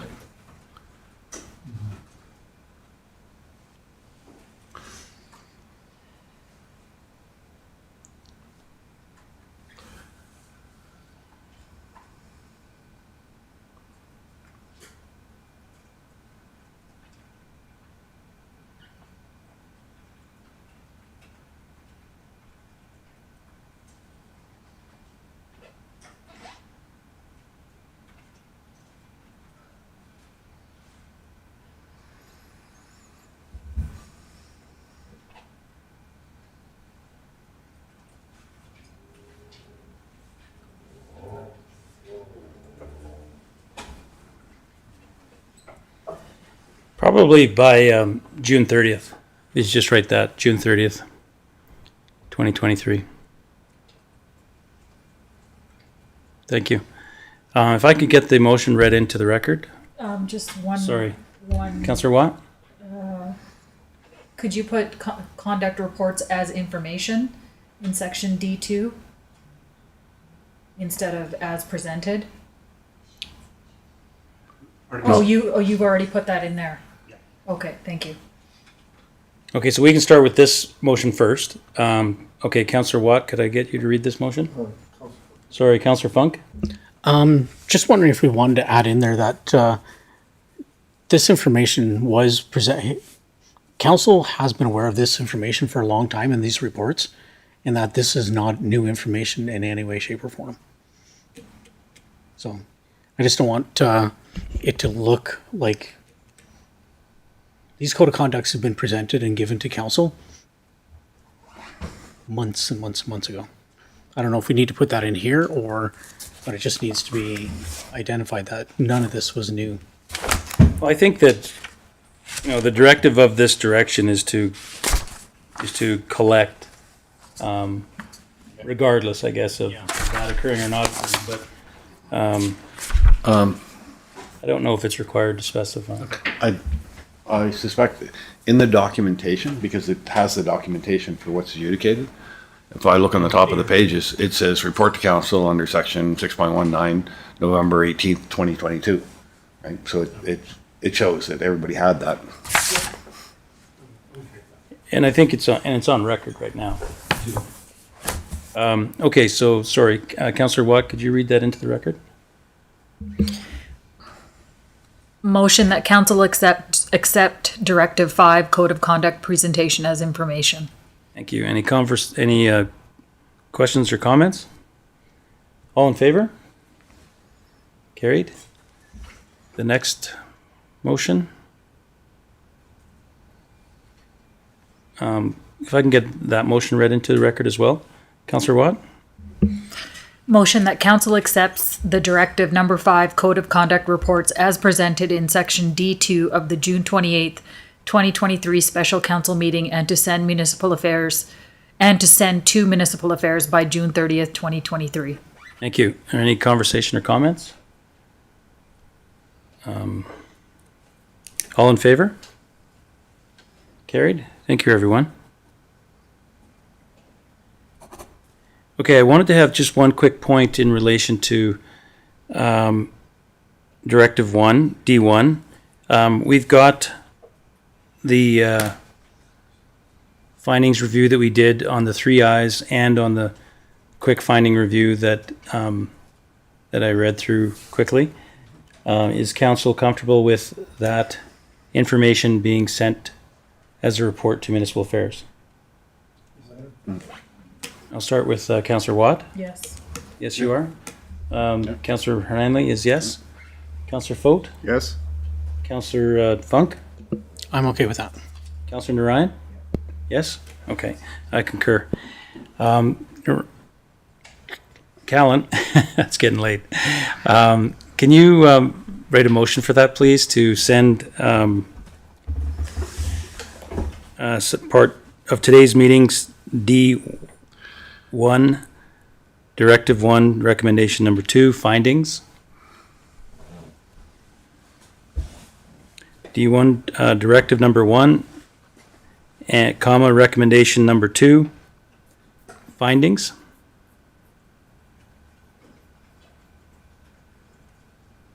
And then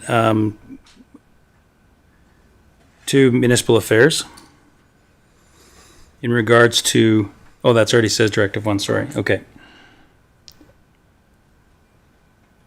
Is there any other wordsmithing that anyone believes we should provide? I think it's the By June 30th, yes. the findings report, because it's the report. You basically read a report. True. The findings report. Can you Report say and plural? summary. Report and summary. Finding reports. And summary, isn't that other? This one is the alleged code of conducts findings okay. part, so there are 2 findings reports. Yeah. I think that's okay. Okay, are there any other comments in relation to the motion? Okay, if I could get a counselor to read the motion in. Counselor Hanley? Motion that council, that doesn't make sense. I would take out the word To to. send. Council send.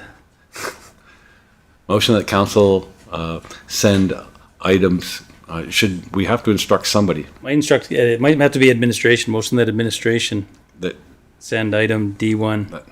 council directs administration Yeah, to send item D1, Directive 1, Recommendation Number 2, the findings reports to Municipal Affairs by June 30th, 2023. thank you. Are there any comments or questions? Council? All in favor? Carried. Thank you, everyone. I believe that concludes our presentations that we've had today. Councillor Funk? Oh, sorry, you're right. That's right. Sorry. We have the motion that in regards to the, well, you're going to finish, or you're going to finish the Station Way. We have to lift it from the table. Okay, if I could get a motion to lift item C1 from the table.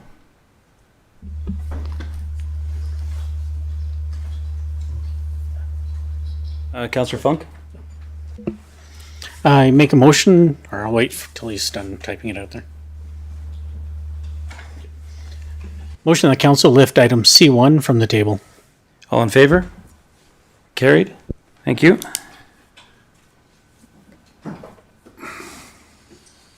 How did it go? It went okay. Thank you. So I did confirm that adding any, sorry, do I have this now, Callan? Oh, sorry.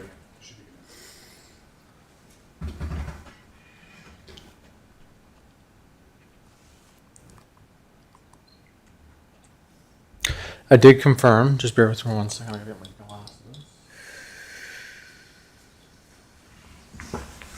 That a right turn or any multi-lane in some sort of fashion would encroach into the A&W property.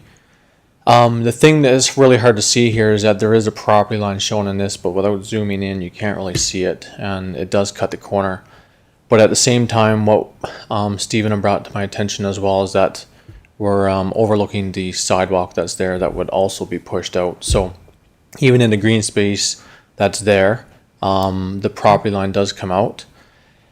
However, Stephen had said after looking at the trip generations that even if you were to move the roundabout over or shift it over, or if we were to think about doing something to fit it in there, it doesn't add any value because you have a mid-block right turn into A&W and Tim Hortons on West Chestermere Drive, and the amount of traffic that would go in on that right turn, you'd be spending money for nothing really. Just not enough volume to go through the intersection. Exactly. Okay. Well, to do that right turn movement at that point, yeah. Because Okay. everyone's going to come off West Chestermere Boulevard and turn into Tim's or A&W right there, right? On the first one. So that addresses that item. However, further discussion with Stephen in regards to just the state of where the modeling is at. If council wants, this can be presented as information, as an update to this project. But considering everything else that's going on, that it could be best for us to just even wait until more assessments done on West Chestermere Boulevard and the West Chestermere Drive alignment confirmation. So I don't know, with the conversations around CRCA, Rocky View, the whole realignment and whatnot, how, when that's going to take place on that road alignment confirmation. But if council felt that maybe we should wait, then that's an option as well, to wait for some more of the TMP to be completed. Do you see that regardless of how you may treat Chestermere Boulevard and West Chestermere Drive to really affect this intersection? The biggest thought there is whether double left turns are needed on West Chestermere Boulevard. If we were to turn north on West Chestermere Drive, if we're realigning West Chestermere Drive, then people are going to come north around CRCA, and then you're going to have that volume wanting to go north then through that intersection. And he said that might warrant a double left turn. But now if you go with the single lane roundabout or the single lane, the left turn bay that we were trying to create with the medians, now I don't have my two receiving lanes on West Chestermere Drive North anymore because I've bottlenecked it down to one. And I might have two lanes turning onto that road. That was his only concern on that one. So it sounds like if we do or if we don't, we still need to have two lanes going through this intersection.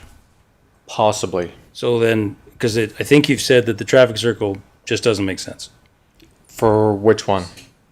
For Chestermere Boulevard, West Chestermere Drive and the A&W corner, it just doesn't make sense there. Single lane works here, Okay. right? Looking at it broader is that if we decided to do a roundabout at West Chestermere Drive and Chestermere Boulevard, Yep. where it exists today, Yep. it could present complications with the two roundabouts being so close, just because Okay. of the queue that's there. Okay. But again, that also ties to Chestermere Boulevard being upgraded to a dual lane twin, right? Along as you get approach the bridge as well. So And I guess it comes down to, Travis, what would you recommend? you know what? I came here thinking that I was looking for some direction.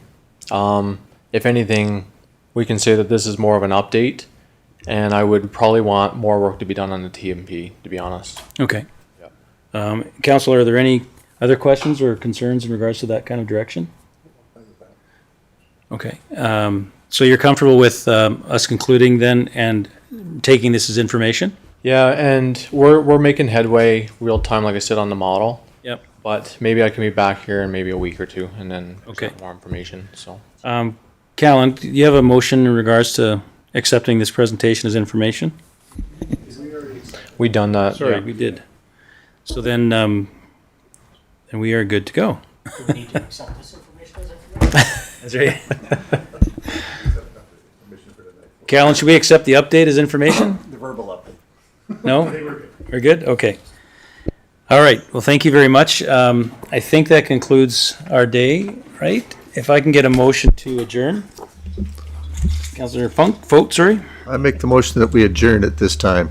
Thank you. All in favor? Carried. Thank you very much, everyone.